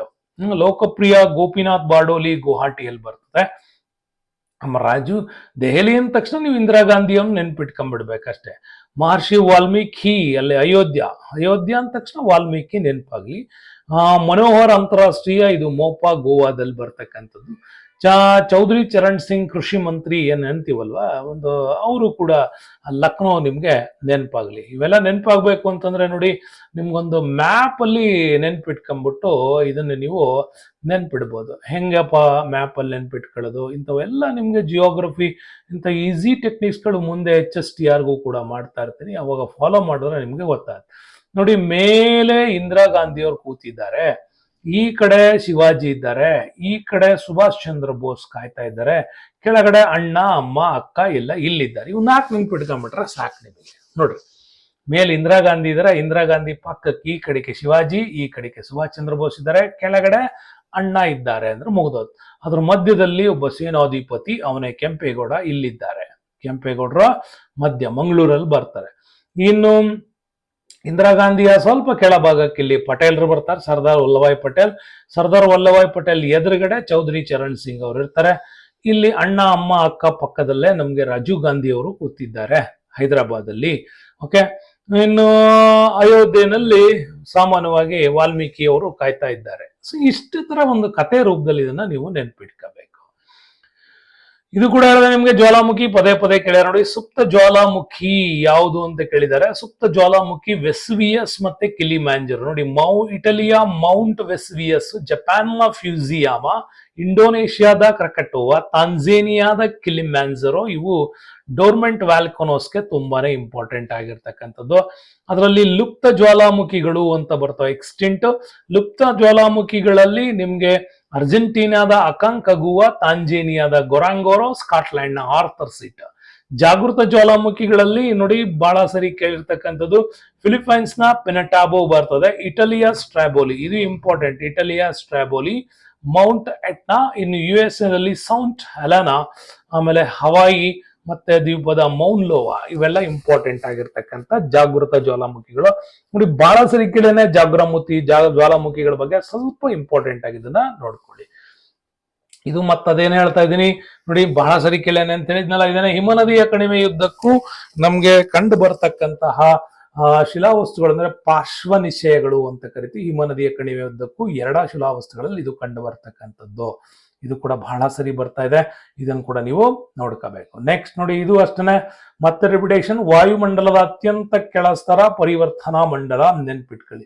ಪರಿವರ್ತನ ಆದ್ಮೇಲೆ ಎರಡನೇದು ಸಮೋಷ್ಣ ಮಂಡಲ, ಅದಾದ್ಮೇಲೆ ಉಷ್ಣತಾ ಮಂಡಲ, ಆಮೇಲೆ ಮಧ್ಯಂತರ ಮಂಡಲ, ಲಾಸ್ಟ್ ಕೊನೆಯದಾಗಿ ಯಾವುದು ಬರುತ್ತೆ, ಬಾಹ್ಯ ಮಂಡಲ ಕೂಡ ಬರ್ತದೆ. ಇದು ಭೂಮಿಯಿಂದ ಮೇಲ್ಭಾಗಕ್ಕೆ. ಓಕೆ, ನೆಕ್ಸ್ಟ್ ಬರೋಣ ನೋಡಿ, ಇದನ್ನು ಕೂಡ ಕೇಳಿದ್ದಾರೆ. ಸೌಭಾಜಕ ವೃತ್ತದಿಂದ 5 ಡಿಗ್ರಿ ನಾರ್ತ್, 5 ಡಿಗ್ರಿ, ಇದು 0 ಇಂದ ಈ ಕಡೆ 5, ಈ ಕಡೆ 5 ಯಾನಂತ ಕರೀತಾರೆ ಅಂತ. 5 ಡಿಗ್ರಿ ಉತ್ತರ, 5 ಡಿಗ್ರಿ ಒತ್ತಡ. ಇದು ಸೌಭಾಜಕ ವೃತ್ತದ ಕಡಿಮೆ ಒತ್ತಡ ಪಟ್ಟಿ. ಕಡಿಮೆ ಒತ್ತಡ ಅಂದ್ರೆ ನೆನ್ಪಿಟ್ಕೋಬೇಕು ನೀವು, ಎಲ್ಲಿ ಕಡಿಮೆ ಒತ್ತಡ ಆಗತ್ತೆ ಅಂತ ನೆನ್ಪಿಟ್ಟು. ಕಡಿಮೆ ಒತ್ತಡ ಆಗ್ಬೇಕು ಅಂದ್ರೆ ಒಂದು ನ್ಯಾಚುರಲ್, ಇಲ್ಲಿ ಸೂರ್ಯನ ಕಿರಣ ನೇರವಾಗಿ ಬೀಳ್ಬೇಕು. ಅವಾಗ ಏನಾಗತ್ತೆ, ಉಷ್ಣಾಂಶ ಇದೆಯಲ್ಲ, ಉಷ್ಣಾಂಶ ಇಲ್ಲಿ ಒಂದು ನಿಮಿಷ ಅದು ಫಸ್ಟ್ ನಿಮ್ಗೆ ಅಧಿಕ ಒತ್ತಡ ಹೇಳ್ತೀನಿ, ಮತ್ತೆ ಕಡಿಮೆ ಒತ್ತಡ ಹೇಳ್ತೀನಿ. ಕಡಿಮೆ ಒತ್ತಡ, ಅಧಿಕ ಒತ್ತಡ ಯಾವ್ದು ಇದನ್ನ ಹೇಳ್ತೀನಿ. ಕಡಿಮೆ ಒತ್ತಡಕ್ಕೆ ಬರೋಣ ಫಸ್ಟ್. ಇಲ್ಲಿ ಕಿರಣಗಳು ನೇರವಾಗಿ ಬೀಳೋದ್ರಿಂದ ಉಷ್ಣಾಂಶ ಏನಾಗತ್ತೆ, ಇಲ್ಲಿ ಏನಾಗತ್ತೆ, ಏರಿಕೆ ಆಗತ್ತೆ. ಉಷ್ಣಾಂಶ ಏರಿಕೆ ಆಯ್ತು ಅಂತಂದ್ರೆ ವಾಯುವಿನಲ್ಲಿ ಏನಾಗತ್ತೆ, ತೇವಾಂಶ ಕಡಿಮೆ ಆಗ್ತಾ ಬರುತ್ತೆ. ಅಂತ ಪ್ರದೇಶವನ್ನ ನಾವು ಏನಂತ ಕರಿತೀವಿ, ಲೋ ಪ್ರೆಷರ್ ಅಂತ ಕರಿತೀವಿ. ಹೈ ಪ್ರೆಷರ್ ಹೆಂಗೆ ಅಂದ್ರೆ, ಇಲ್ಲಿ ಸೂರ್ಯನ ಕಿರಣಗಳು ಓರೆಯಾಗಿ ಬಿಡಬೇಕು. ಅವಾಗ ನಮ್ಗೆ ಉಷ್ಣಾಂಶ ಏನಾಗತ್ತೆ, ಕಡಿಮೆ ಆಗತ್ತೆ. ವಾಯು ಏನಾಗತ್ತೆ, ಅವಾಗ ಭಾರ ಆಗತ್ತೆ. ಆ ಭಾರವಾಗೋದನ್ನ ಅಧಿಕ ಒತ್ತಡ ಅಂತ ಕೂಡ ಕರಿತೀವಿ. ಹಾಗಾಗಿ ಸೂರ್ಯನ ಕಿರಣಗಳು ಎಲ್ಲೆಲ್ಲಿ ನೇರವಾಗಿ ಬೀಳ್ತಾವೋ ಅಲ್ಲೆಲ್ಲ ನಮ್ಗೆ ಲೋ ಪ್ರೆಷರ್ ಉಂಟಾಗತ್ತೆ. ಹಂಗಾಗಿ ಉಪಧ್ರುವೀಯ ಕಡಿಮೆ ಒತ್ತಡ ಇವು ನಮ್ಗೆ ಮೇಲ್ಭಾಗದಲ್ಲಿ ಮತ್ತೆ ಮಧ್ಯ ಭಾಗದಲ್ಲಿ ಬರ್ತವೆ. ಸೂರ್ಯನ ಕಿರಣಗಳು 6 ತಿಂಗಳು ಅತಿ ಹೆಚ್ಚಿರೋದು ಉಷ್ಣ ವಲಯಗಳಿಂದ ಸಮಶೀತೋಷ್ಣ ವಲಯದ ಮಧ್ಯ. ಹಂಗಾಗಿ ಇವೆರಡು ನಿಮ್ಗೆ ಕಂಡು ಬರ್ತವೆ. ನೆಕ್ಸ್ಟ್ ಬರೋಣ, ಇನ್ನೊಂದು ಪ್ರಶ್ನೆ ಇದೆ ನೋಡಿ. ಏಷ್ಯನ್ ಭೂರಾಶಿಯಲ್ಲಿ ಯುರೋಪ್ ಒಂದು ದೊಡ್ಡ ಪರ್ಯಾಯ ದ್ವೀಪ. ಇದು ರೈಟ್. ಯುರೋಪ್ ಅನ್ನು ಪರ್ಯಾಯ ದ್ವೀಪ ಅಂತ ಕರೀತಾರೆ. ಇದು ಕೂಡ ನಿಮ್ಗೆ ರೈಟ್. ಎರಡೂ ಹೇಳಿಕೆಗಳು ಇಲ್ಲಿ ಸರಿಯಾಗಿದ್ದಾವೆ. ಸೊ ನೆಕ್ಸ್ಟ್ ಬರೋಣ. ರಾಕಿ ಮತ್ತೆ ಅಲಾಸ್ಕಾ ಮೌಂಟೈನ್ಗಳು ಕಂಡು ಬರೋದು ಉತ್ತರ ಅಮೆರಿಕಾದಲ್ಲಿ. ರಾಖಿ ಬಾಯ್ ಎಲ್ಲಿ ಬರ್ತಾರೆ ಅಂತ ನೆನ್ಪಿಟ್ಕೊಂಬಿಡಿ ಅಷ್ಟೇ. ರಾಖಿ ಬಾಯ್ ಬರೋದು ನಮ್ಗೆ ಉತ್ತರ ಅಮೆರಿಕಾದಲ್ಲಿ ಬರ್ತಾರೆ, ರಾಖಿ ಬಾಯ್. ಓಕೆ, ಏಷ್ಯಾದಲ್ಲಿ ನಮ್ಗೆ ಹಿಮಾಲಯನ್ ಶ್ರೇಣಿಗಳು, ಇಲ್ಲಿ ನಮ್ಗೆ ಸಾಮಾನ್ಯವಾಗಿ ಆಂಡೀಸ್ ಬರ್ತಾರೆ. ಇಲ್ಲಿ ನಮ್ಗೆ ಆಫ್ರಿಕಾದಲ್ಲಿ ವಿಕ್ಟೋರಿಯಾಸ್ಗಳು ಆಫ್ರಿಕಾದಲ್ಲಿ ಕಂಡು ಬರ್ತವೆ. ಸೊ ಅದು ಕೂಡ ನಿಮ್ಗೆ ನೆನ್ಪಿಟ್ಕೊಳ್ಳಿ. ನೆಕ್ಸ್ಟ್ ಇಂಪಾರ್ಟೆಂಟ್ ಅಂದ್ರೆ, ಇದು ಬಸಾಲ್ಟ್ ಶಿಲೆಯ ಶೀತಲೀಕರಣದಿಂದ ಉಂಟಾಗಿದೆ ಅಂತ ಕೂಡ ಕರೀತಾರೆ. ನಿಮ್ಗೆ ಕಪ್ಪು ಮಣ್ಣು ಇನ್ನು ನಿಮ್ಗೆ 10th ಬುಕ್ ಅಲ್ಲಿ ಹೋದ್ರೆ ನಿಮ್ಗೆ ಅಲ್ಲಿ ಅಗ್ನಿಶಿಲೆಗಳ ಶೀತಲೀಕರಣದಿಂದ ಉಂಟಾಗಿದೆ ಅಂತ ಕೊಟ್ಟಿರ್ತಾರೆ. ಅಗ್ನಿಶಿಲೆ ಒಂದು ಪದರವೇ ಬಸಾಲ್ಟ್. ಇದರಲ್ಲಿ ಮೆಗ್ನೀಷಿಯಂ, ಅಲ್ಯೂಮಿನಿಯಂ, ಕಬ್ಬಿಣದ ಆಕ್ಸೈಡ್ಗಳು ಇರ್ತದೆ. 9ನೇ ಕ್ಲಾಸ್ ಬುಕ್ ಅಲ್ಲಿ ನಿಮ್ಗೆ ಇದು ಇಂಪಾರ್ಟೆಂಟ್ ಆಗಿ ಸಿಗ್ತದೆ. ಇದು ಕಪ್ಪು ಮಣ್ಣಿನಲ್ಲಿ ಬರ್ತಕ್ಕಂತಹ ಒಂದು ಕ್ರಮ. ಯಾವುದು? ಕಪ್ಪು ಮಣ್ಣಿನಲ್ಲಿ ಬರ್ತಕ್ಕಂಥ ಕ್ರಮ. ಇದು ಬಸಾಲ್ಟ್ ಶಿಲೆಗಳ ಶೀತಲೀಕರಣದಿಂದ ಉಂಟಾಗಿದೆ. ಇದರಲ್ಲಿ ನಿಮ್ಗೆ ಮೆಗ್ನೀಷಿಯಂ ಇರುತ್ತೆ, ಅಲ್ಯೂಮಿನಿಯಂ ಇರುತ್ತೆ ಮತ್ತು ಕಬ್ಬಿಣದ ಆಕ್ಸೈಡ್ಗಳು ಹೆಚ್ಚಾಗಿ ಕಂಡು ಬರ್ತದೆ. ಹಂಗಾಗಿ ಈ ತರ ಇರೋದ್ರಿಂದ ಇದು ತೇವಾಂಶವನ್ನ ಹೆಚ್ಚು ಹಿಡಿದಿಟ್ಟುಕೊಳ್ಳುವಂತ ಸಾಮರ್ಥ್ಯ ಇದೆ. ಹಂಗಾಗಿ ಇಲ್ಲಿ ಹತ್ತಿ ಬೆಳೆಯನ್ನ ಬೆಳೀತಾರೆ. ಯಾಕಂದ್ರೆ ಲಾಂಗ್ ಟರ್ಮ್ ಅಲ್ಲಿ ಈ ಕ್ರಾಪ್ಗೆ ಅವಕಾಶ ಇರ್ತದೆ. ಹಂಗಾಗಿ ಈ ಒಂದು ನಮ್ಗೆ ಪಶ್ಚಿಮ ಭಾರತದ ಮಹಾರಾಷ್ಟ್ರ, ಗುಜರಾತ್, ಉತ್ತರ ಕರ್ನಾಟಕದ ಭಾಗಗಳೇನಿದೆ ಇದು ನಮ್ಗೆ ಕಪ್ಪು ಮಣ್ಣು ಕಂಡು ಬರ್ತದೆ. ಕರ್ನಾಟಕ, ಸೌತ್ ಕರ್ನಾಟಕದಲ್ಲಿ ಕೆಂಪು ಮಣ್ಣು ಕಂಡು ಬರ್ತದೆ, ತಮಿಳುನಾಡು ತನಕ. ಅದು ಕೂಡ ನಿಮ್ಗೆ ನೆನಪಲ್ಲಿ. ನೆಕ್ಸ್ಟ್ ಬರೋಣ. ಪಶ್ಚಿಮಾಭಿಮುಖವಾಗಿ ಹರಿಯುವ ಪ್ರಮುಖವಾಗಿರ್ತಕ್ಕಂತಹ ನದಿಗಳ ಬಗ್ಗೆ ಇಲ್ಲಿ ನಮ್ಗೆ ಆ ಪ್ರಶ್ನೆ ಕೇಳಿದ್ದಾನೆ ಅಲ್ವಾ. ಪಶ್ಚಿಮಾಭಿಮುಖವಾಗಿ ಹರಿಯುವಂತಹ ನದಿಗಳ ಪಟ್ಟಿ ಇಲ್ಲಿ ಬರೋಣ. ಇದು ವೆಸ್ಟ್ ಸೈಡ್, ಇದಕ್ಕೆ ಅಭಿಮುಖವಾಗಿ ಹರಿಬೇಕವು. ಯಾವ್ಯಾವು? ಶರಾವತಿ, ನೇತ್ರಾವತಿ, ವಾರಾಹಿಗಳು ಹರಿತಾವೆ ಇಲ್ಲಿ. ಓಕೆ, ಇನ್ನು ಮಲಪ್ರಭಾ, ಘಟಪ್ರಭಾ ಇವೆಲ್ಲ ಕೃಷ್ಣಕ್ಕೆ ಹರಿಯುವಂಥದ್ದು. ಕೃಷ್ಣ ನದಿ ಈ ಕಡೆ ಹರಿಯುತ್ತೆ ನಮಗೆ. ಓಕೆ, ಆಂಧ್ರ ಪ್ರದೇಶಕ್ಕೆ. ಇಲ್ಲಿ ನಮ್ಗೆ ಶರಾವತಿ, ನೇತ್ರಾವತಿ, ವರಾಹಿ, ಕಾಳಿ ಇವು ನಮ್ಗೆ ಸೌತ್ ಹರಿತವೆ. ಕಾವೇರಿ, ಪಾಲಾರು, ಪೆನ್ನಾರು ಇವು ಹರಿಯೋದು ನಮ್ಗೆ ಇವು ಪೂರ್ವಕ್ಕೆ ಬಂಗಾಳ ಕೊಲ್ಲಿಗೆ ಹರಿತವೆ ಇವು. ಕೃಷ್ಣ ಕಾವೇರಿ ನೋಡಿ ಇದರಲ್ಲಿ ಶರಾವತಿ, ಇದು ಪಶ್ಚಿಮ ಕರೆಯುತ್ತೆ. ಕೃಷ್ಣ ಕಾವೇರಿ ಈ ಕಡೆ ಹರಿತಕ್ಕಂಥದ್ದು. ಹಾಗಾಗಿ ಯಾವ್ದಿದು ಶರಾವತಿ, ನೇತ್ರಾವತಿ, ವರಾಹಿ ನಿಮ್ಗೆ ಇದು ಕರೆಕ್ಟ್ ಆಗಿ ಸಿಗ್ತಕ್ಕಂತಹ ಒಂದು ಉತ್ತರ ಆಗತ್ತೆ. ಸೊ ನೆಕ್ಸ್ಟ್ ಬರೋಣ. ಹಜಾರಿಬಾಗ್ ಬಹಳ ಸರಿ ಕೇಳಿ ನೋಡಿ. ಹಜಾರಿಬಾಗ್ ರಾಷ್ಟ್ರೀಯ ಉದ್ಯಾನವನದ ಬಗ್ಗೆ ಪ್ರಶ್ನೆ ಬರ್ತಾ ಇದೆ. ಅದು ಬಿಹಾರದಲ್ಲಿ ಬರುತ್ತೆ, ನೆನ್ಪಿಟ್ಕೊಳ್ಳಿ, ಇದು ಕೂಡ ಇಂಪಾರ್ಟೆಂಟ್. ಸೊ ನೆಕ್ಸ್ಟ್ ಬರೋಣ. ಸ್ವತಂತ್ರ ಭಾರತದ ಮೊಟ್ಟ ಮೊದಲ ವಿವಿಧೋದ್ದೇಶ ನದಿ ಕಣಿವೆ ಯೋಜನೆ ಯಾವುದು ಅಂತ ಕೇಳಿದರೆ ಇದು ನಿಮ್ಗೆ ದಾಮೋದರ್ ನದಿ ಕಣಿವೆ ಯೋಜನೆ, ಇದು ಬಹಳ ಪ್ರಮುಖವಾಗಿ ಬರುತ್ತೆ. ನೆಕ್ಸ್ಟ್ ನೋಡಿ, ಮತ್ತೆ ಹೇಳಿದ್ದೆ ನಿಮ್ಗೆ ದಕ್ಷಿಣ ಅಮೆರಿಕದ ಬಗ್ಗೆ ಪ್ರಶ್ನೆ ಕೇಳಿದಾನೆ ಅಂತ. ದಕ್ಷಿಣ ಅಮೆರಿಕ ಖಂಡಕ್ಕೆ ಸಂಬಂಧಿಸಿ ಇದು ದಕ್ಷಿಣ ಅಮೆರಿಕದಲ್ಲಿ ಬ್ರೆಜಿಲ್ ಅತಿ ದೊಡ್ಡ ದೇಶ, ಇದು ರೈಟ್ ಸ್ಟೇಟ್ಮೆಂಟ್. ಬೊಲಿವಿಯಾ ಮತ್ತು ಪೆರುಗ್ವೆಗಳನ್ನು ಹೊರತುಪಡಿಸಿ ಅಮೆರಿಕ ಖಂಡದ ಎಲ್ಲ ದೇಶಗಳು ಕರಾವಳಿ ತೀರವನ್ನು ಹೊಂದಿವೆ, ರೈಟ್. ಏಂಜಲ್ ಜಲಪಾತ ದಕ್ಷಿಣ ಅಮೆರಿಕ ಖಂಡದಲ್ಲಿದೆ, ಇದು ರೈಟ್. ಭೂಮಿಯ ಅತಿ ಶುಷ್ಕ ಪ್ರದೇಶವಾಗಿರುವ ಅಟಕಾಮ ಮರುಭೂಮಿ ದಕ್ಷಿಣ ಅಮೆರಿಕದ ಬ್ರೆಜಿಲ್ ನಲ್ಲಿದೆ ಅಂದಿಯಲ್ಲ, ಇದೇ ತಪ್ಪಾದ ಸ್ಟೇಟ್ಮೆಂಟ್ ನಿಮ್ಗೆ. ಹಂಗಾಗಿ ನಿಮ್ಗೆ ಏಂಜಲ್ ಜಲಪಾತ ಕ್ರಿಯೇಟ್ ಆಗಿರೋದು ಚುನಾರ್ ನದಿಯಿಂದ ಎಲ್ಲಿ ಬರುತ್ತೆ, ಚುನಾರ್ ನದಿಯಿಂದ ಉಂಟಾಗಿರ್ತಕ್ಕಂಥದ್ದು. ಈ ಚುನಾರ್ ನದಿಯಿಂದ ಉಂಟಾಗಿರ್ತಕ್ಕಂಥದ್ದು ವೆನಿಜುವೆಲಾದಲ್ಲಿ ಬರುತ್ತೆ. ಅಟಕಾಮ ಮರುಭೂಮಿ ಚಿಲಿನಲ್ಲಿ ಬರುತ್ತದೆ. ಅಟಕಾಮ ಮರುಭೂಮಿ ಚಿಲಿನಲ್ಲಿ ಬರ್ತಕ್ಕಂಥ ಪ್ರದೇಶ ಇದು. ಚಿಲಿ ಸ್ಯಾಂಟಿಯಾಗೋ ಅದರ ರಾಜಧಾನಿ ಕೂಡ ನಿಮ್ಗೆ ಇಲ್ಲಿ ನೆನ್ಪಿಟ್ಕೊಳ್ಳಿ, ಅಟಕಾಮ ಬರ್ತಕ್ಕಂಥದ್ದು. ಹಾಗಾಗಿ ಬ್ರೆಜಿಲ್ ಇಲ್ಲಿ ಅತ್ಯಂತ ದೊಡ್ಡ ದೇಶ. ಆಮೇಲೆ ಅರ್ಜೆಂಟೈನಾ ಎರಡನೇದು. ನೋಡಿ ಅವನು ಕೇಳಿರೋದು ಇಲ್ಲಿ ಪ್ರಮುಖವಾಗಿ ಕರಾವಳಿ ತೀರ ಇಲ್ಲದೆ ಇರುವಂತ ಪ್ರದೇಶಗಳನ್ನು ಕೂಡ ಇಲ್ಲಿ ನಮಗೆ ಕೊಟ್ಟಿದ್ದಾರೆ. ನೆಕ್ಸ್ಟ್ ಬರೋಣ. ಸ್ಥಳೀಯ ಮಾರುತಗಳ ಬಗ್ಗೆ ಪ್ರಶ್ನೆ ಕೇಳಿದ್ದಾರೆ ನೋಡಿ. ಲೂ ಚಂಡಮಾರುತಗಳು ಸಾಮಾನ್ಯವಾಗಿ ಬೇಸಿಗೆನಲ್ಲಿ ಭಾರತದಲ್ಲಿ ಬೀಸ್ತಕ್ಕಂಥವು ಇವು. ಇನ್ನು ಚುನೂಕ್ ಅಂತ ಏನ್ ಕರಿತೀವಿ, ಚುನೂಕ್ಗಳು ಉಂಟಾಗೋದು USA ನಲ್ಲಿ ಬರುತ್ತೆ. ಬ್ರಿಕ್ ಫಿಲ್ಟರ್ ಬರ್ತಕ್ಕಂಥದ್ದು ಆಸ್ಟ್ರೇಲಿಯಾದಲ್ಲಿ, ಮಿಸ್ಟ್ರಲ್ ಬರ್ತಕ್ಕಂಥದ್ದು ನಮ್ಗೆ ಫ್ರಾನ್ಸ್ ಅಲ್ಲಿ ಅಂತ ಕೂಡ ಕರಿತೀವಿ. ಇದು ನಿಮ್ಗೆ 8ನೇ ಕ್ಲಾಸ್ ಅಲ್ಲಿ ಇಂಪಾರ್ಟೆಂಟ್ ಆಗಿರ್ತಕ್ಕಂಥ ಟಾಪಿಕ್, ಓದ್ಕೋಬೇಕು. ನೆಕ್ಸ್ಟ್ ಬರೋಣ. ಕರಾವಳಿ ತೀರಕ್ಕೆ ಸಂಬಂಧಪಟ್ಟಂತ ಪ್ರಶ್ನೆಗಳೇ ನೋಡಿ. ಕರ್ನಾಟಕದ ಕರಾವಳಿಯ ಉದ್ದ 320 ಕಿಲೋಮೀಟರ್, ಇದು ರೈಟ್ ಸ್ಟೇಟ್ಮೆಂಟ್. ಭಾಷಾವಾರು ಪ್ರಾಂತ್ಯಗಳಲ್ಲಿ ಕರ್ನಾಟಕ ರಾಜ್ಯಕ್ಕೆ ಸಮುದ್ರ ತೀರ ಮತ್ತು ಕರಾವಳಿ ಸಿಕ್ತು, ಇದು ರೈಟ್. ಚಿತ್ರದುರ್ಗ ಮುಳ್ಳಯ್ಯನಗಿರಿಯು ಕರ್ನಾಟಕದಲ್ಲಿ ಅತ್ಯಂತ ಎತ್ತರವಾದ ಶಿಖರ, ಇದು ರೈಟ್. ಮಧುಗಿರಿ ಬೆಟ್ಟ ಎಲ್ಲಿ ಬರುತ್ತೆ, ಚಿತ್ರದುರ್ಗದಲ್ಲಿ ಬರಲ್ಲ, ಇದು ಬರೋದು ತುಮಕೂರಲ್ಲಿ. ಹಂಗಾಗಿ ABC ನಮ್ಗಿಲ್ಲಿ ರೈಟ್ ಆನ್ಸರ್ ಆಗತ್ತೆ. ನೆಕ್ಸ್ಟ್ ಬರೋಣ. ಅಣೆಕಟ್ಟುಗಳ ಬಗ್ಗೆ ಸಂಬಂಧಪಟ್ಟಂಗೆ 9th ಅಲ್ಲಿ ಕೇಳಿ ನೋಡಿ. ತುಂಗಭದ್ರಾ ಅಣೆಕಟ್ಟು ವಿಜಯನಗರ ಜಿಲ್ಲೆನಲ್ಲಿ ಬರ್ತದೆ ಈಗ ಹೊಸದಾಗಿ. ಯಾವಾಗ ಹಿಂದೆಲ್ಲ ಹೊಸಪೇಟೆ ಅಂತ ಕರಿತಾ ಇದ್ವಿ, ಬಳ್ಳಾರಿ ಜಿಲ್ಲೆ, ಈಗ ಹೊಸದಾಗಿ ಆಗಿರೋದು ವಿಜಯನಗರ ಜಿಲ್ಲೆ. ಹಾರಂಗಿ ಬರೋದು ನಮ್ಗೆ ಕೊಡಗು ಜಿಲ್ಲೆನಲ್ಲಿ. ಕಾರಂಜ ಬರೋದು ನಿಮ್ಗೆ ಗೊತ್ತಲ್ಲ, ಕಾರಂಜ ಇದು ಗೋದಾವರಿ ನದಿಯ ಒಂದು ಉಪನದಿ. ಕಾರಂಜ ಮತ್ತೆ ಮಾಂಜ್ರಾಗಳು ಬರ್ತಾವ ಕರ್ನಾಟಕದಲ್ಲಿ, ಬೀದರ್ನಲ್ಲಿ. ಇಲ್ಲಿ ಕೃಷ್ಣರಾಜ ಸಾಗರ ಅಣೆಕಟ್ಟು ಮೈಸೂರು ಜಿಲ್ಲೆ, ತಪ್ಪು. ಇಲ್ಲಿ ಬಹಳ ಜನರಿಗೆ ನೀವ್ ಏನಾವತ್ತಂದ್ರೆ ಮೈಸೂರಿಗೆ ಟ್ರಿಪ್ ಹೋದವ್ರು ಹೋಗಿರ್ತಿರಲ್ಲ, ಹಂಗಾಗಿ ಮೈಸೂರು ಅನ್ನೋ ಅಂತ ಅನ್ಕೊಳ್ತೀರಿ, ಅದಲ್ಲ, ಮಂಡ್ಯ ಜಿಲ್ಲೆನಲ್ಲಿ ಬರ್ತಕ್ಕಂಥದ್ದೇ KRS. ಓಕೆ, ಅದು ನಿಮ್ಗೆ ಇಂಪಾರ್ಟೆಂಟ್ ಆಗುತ್ತೆ. ನೆಕ್ಸ್ಟ್ ಬಹಳ ಮುಖ್ಯವಾಗಿರ್ತಕ್ಕಂಥದ್ದು ಬಾದಾಮಿ, ಐಹೊಳೆ, ಪಟ್ಟದಕಲ್ಲು, ಇವು ಬಾಗಲಕೋಟೆ ಜಿಲ್ಲೆಯಲ್ಲಿವೆ, ಇದು ರೈಟ್ ಆನ್ಸರ್. ನಾಗರಹೊಳೆಯನ್ನ ರಾಜೀವ್ ಗಾಂಧಿ ರಾಷ್ಟ್ರೀಯ ಉದ್ಯಾನವನ ಅಂತ ಕರೀತಾರೆ, ಇದು ರೈಟ್. ಹೊರನಾಡು ಚಿಕ್ಕಮಗಳೂರು ಇದೆ, ರೈಟು. ಅಲ್ಲಿಗೆ ಮಂಡಗದ್ದೆ ಪಕ್ಷಿಧಾಮ ಶಿವಮೊಗ್ಗದಲ್ಲಿದೆ, ಇದು ಕೂಡ ರೈಟ್. ABC 4 ಕೂಡ ನಿಮ್ಗೆ ಇದು ರೈಟ್ ಆನ್ಸರ್. ನೆಕ್ಸ್ಟ್ ಬರೋಣ. ಕೋಸಿ ನದಿ ಬಗ್ಗೆ ಕೇಳಿದಾನೆ. ಇದರಲ್ಲಿ ಯೋಜನೆ ಮುಖ್ಯ ಉದ್ದೇಶ ಪ್ರವಾಹಗಳ ನಿಯಂತ್ರಣ ಆಗಿತ್ತು. ಇದು ನೇಪಾಳ ಮತ್ತೆ ಭಾರತದ ಜಂಟಿ, ಬಿಹಾರದಲ್ಲಿ ಬರೋದ್ರಿಂದ ಅದರ ಬಾರ್ಡರ್ ಅಲ್ಲಿ ನೇಪಾಳ ಬರುತ್ತೆ, ಹಂಗಾಗಿ ಜಂಟಿ ಯೋಜನೆ. ಭಾರತ ಮತ್ತು ನೇಪಾಳ ಗಡಿಯಲ್ಲಿ ಹನುಮಾನ್ ನಗರದಲ್ಲಿ ಯೋಜನೆ ನಿರ್ಮಿಸಲಾಗಿತ್ತು. ಇದು ಕೋಸಿಗೆ ಸಂಬಂಧಪಟ್ಟದ್ದು, ನೆನ್ಪಿಟ್ಕೊಳ್ಳಿ. ಕೋಸಿ ರಿವರ್ಗೆ ಸಂಬಂಧಪಟ್ಟಂತ ಇಲ್ಲಿ ನೇಪಾಳ ಭಾಗ ಬರುತ್ತೆ, ಇದು ಕೆಳಭಾಗದಲ್ಲಿ ಬರೋದೆ ನಮ್ಗೆ ಬಿಹಾರ್. ಈ ಕಡೆ ಉತ್ತರಾಖಂಡ್ ಬರುತ್ತೆ, UP ಬರುತ್ತೆ, ಬಿಹಾರ್ ಬರ್ತದೆ, ಈ ಕಡೆ ಸಿಕ್ಕಿಂ ಬರ್ತವೆ, ಇಲ್ಲಿ ಪಶ್ಚಿಮ ಬಂಗಾಳದ ಪ್ಲೇಸು ಬರ್ತದೆ ನೇಪಾಳಕ್ಕೆ. ಸೊ ಹಂಗಾಗಿ ಇದು ಕೋಸಿ ರಿವರ್ ಇಲ್ಲಿ ಬರೋದು. ನೆಕ್ಸ್ಟ್ ಬರೋಣ.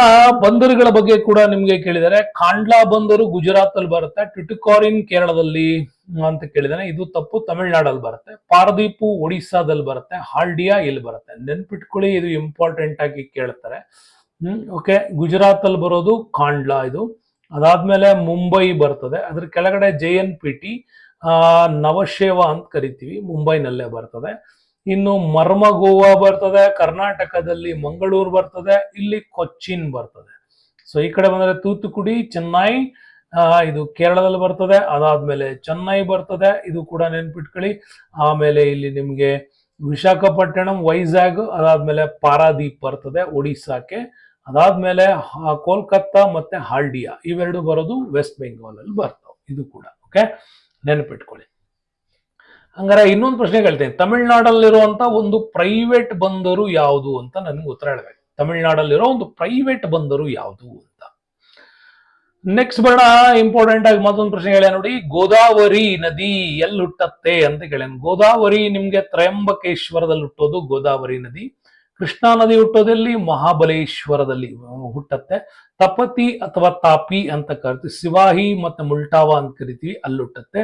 ಮಹಾನದಿ ನಮ್ಗೆ ಬರ್ತದೆ, ಅದು ಮುಲ್ಟಾವಾದಲ್ಲಿ ಹುಟ್ಟತಕ್ಕಂಥದ್ದು. ಓಕೆ, ಇದಿಷ್ಟು ನಿಮ್ಗೆ ಹೊಂದಿಸಿ ಬರೀರಿ ಕೇಳಿದರೆ ಇಂಪಾರ್ಟೆಂಟ್ ಆಗಿ ನೆನಪಿಟ್ಕೊಳ್ಳಿ. ನೆಕ್ಸ್ಟ್ ಬರೋಣ, ನ್ಯೂಕ್ರೆಕ್ ಜೈವಿಕ ಸಂರಕ್ಷಣಾ ವಲಯ. ಇದು ಬಹಳ ಸರಿ ಕೇಳ್ಬಿಡಿದ ನ್ಯೂಕ್ರೆಕ್ ಬಗ್ಗೆ ಪ್ರಶ್ನೆ. ಓಕೆ, ಇದು ಮೇಘಾಲಯದಲ್ಲಿ ಬರ್ತಕ್ಕಂಥ ಪ್ರಮುಖವಾಗಿರ್ತಕ್ಕಂಥದ್ದು. ರಾಷ್ಟ್ರೀಯ ಉದ್ಯಾನಗಳ ಬಗ್ಗೆ ಬಂದಾಗೆಲ್ಲ ಈ ಪ್ರಶ್ನೆ ನಮ್ಗೆ ಬಹಳ ಸರಿ ಕೇಳಿರ್ತಕ್ಕಂಥದ್ದು ನಮ್ಗೆ ಕಂಡು ಬರ್ತದೆ. ಹಾಗಾಗಿ ರಾಷ್ಟ್ರೀಯ ಉದ್ಯಾನವನಗಳ ವಿಚಾರ ಬಂದಾಗ ಈ ಪ್ರಶ್ನೆನೂ ಕೂಡ ನೀವು ಇಂಪಾರ್ಟೆಂಟ್ ಆಗಿ ನೆನ್ಪಿಟ್ಕೊಳ್ಳೋದ್ರ ಮುಖಾಂತರ ಈ ಒಂದು ವಿಡಿಯೋವನ್ನ ಸಕ್ಸಸ್ ಮಾಡ್ಕೊಳ್ಳಿ. ಇನ್ನು ಒಂದೆರಡು ಪ್ರಶ್ನೆಗಳು ಮಿಸ್ ಆಗಿರ್ಬೋದಷ್ಟೇ, ಇನ್ನು ಉಳಿದ ಎಲ್ಲ ಪ್ರಶ್ನೆಗಳನ್ನ ಇದರಲ್ಲಿ ಹೇಳಿದೀನಿ ಅಂತ ಹೇಳ್ತಾ ಮುಂದಿನ ದಿನಗಳಲ್ಲಿ HSTR GPSTR ನ ಪ್ರಶ್ನೆಗಳು ಬರ್ತವೆ. ಬಹಳ ವಿವರವಾಗಿ ಇದನ್ನು ಹೇಳುವಂತ ಪ್ರಯತ್ನ ಮಾಡ್ತೀನಿ. ಅಲ್ಲಿವರೆಗೂ stay with us. Ramesh sir thank you ಅಂತ ಹೇಳ್ತಾ, ಕಾಣ್ತಾ ಇರೋ QR ಕೋಡ್ ನ ಸ್ಕ್ಯಾನ್ ಮಾಡಿ ಚಾನಲ್ಗೆ ಸಬ್ಸ್ಕ್ರೈಬ್ ಮಾಡ್ಕೊಳ್ಳಿ, ಜೊತೆಗೆ ಸಹಾಯ ಮಾಡಿ ಅಂತ ಕೇಳ್ತಾ ವಿಡಿಯೋಕ್ಕೆ ಧನ್ಯವಾದಗಳು.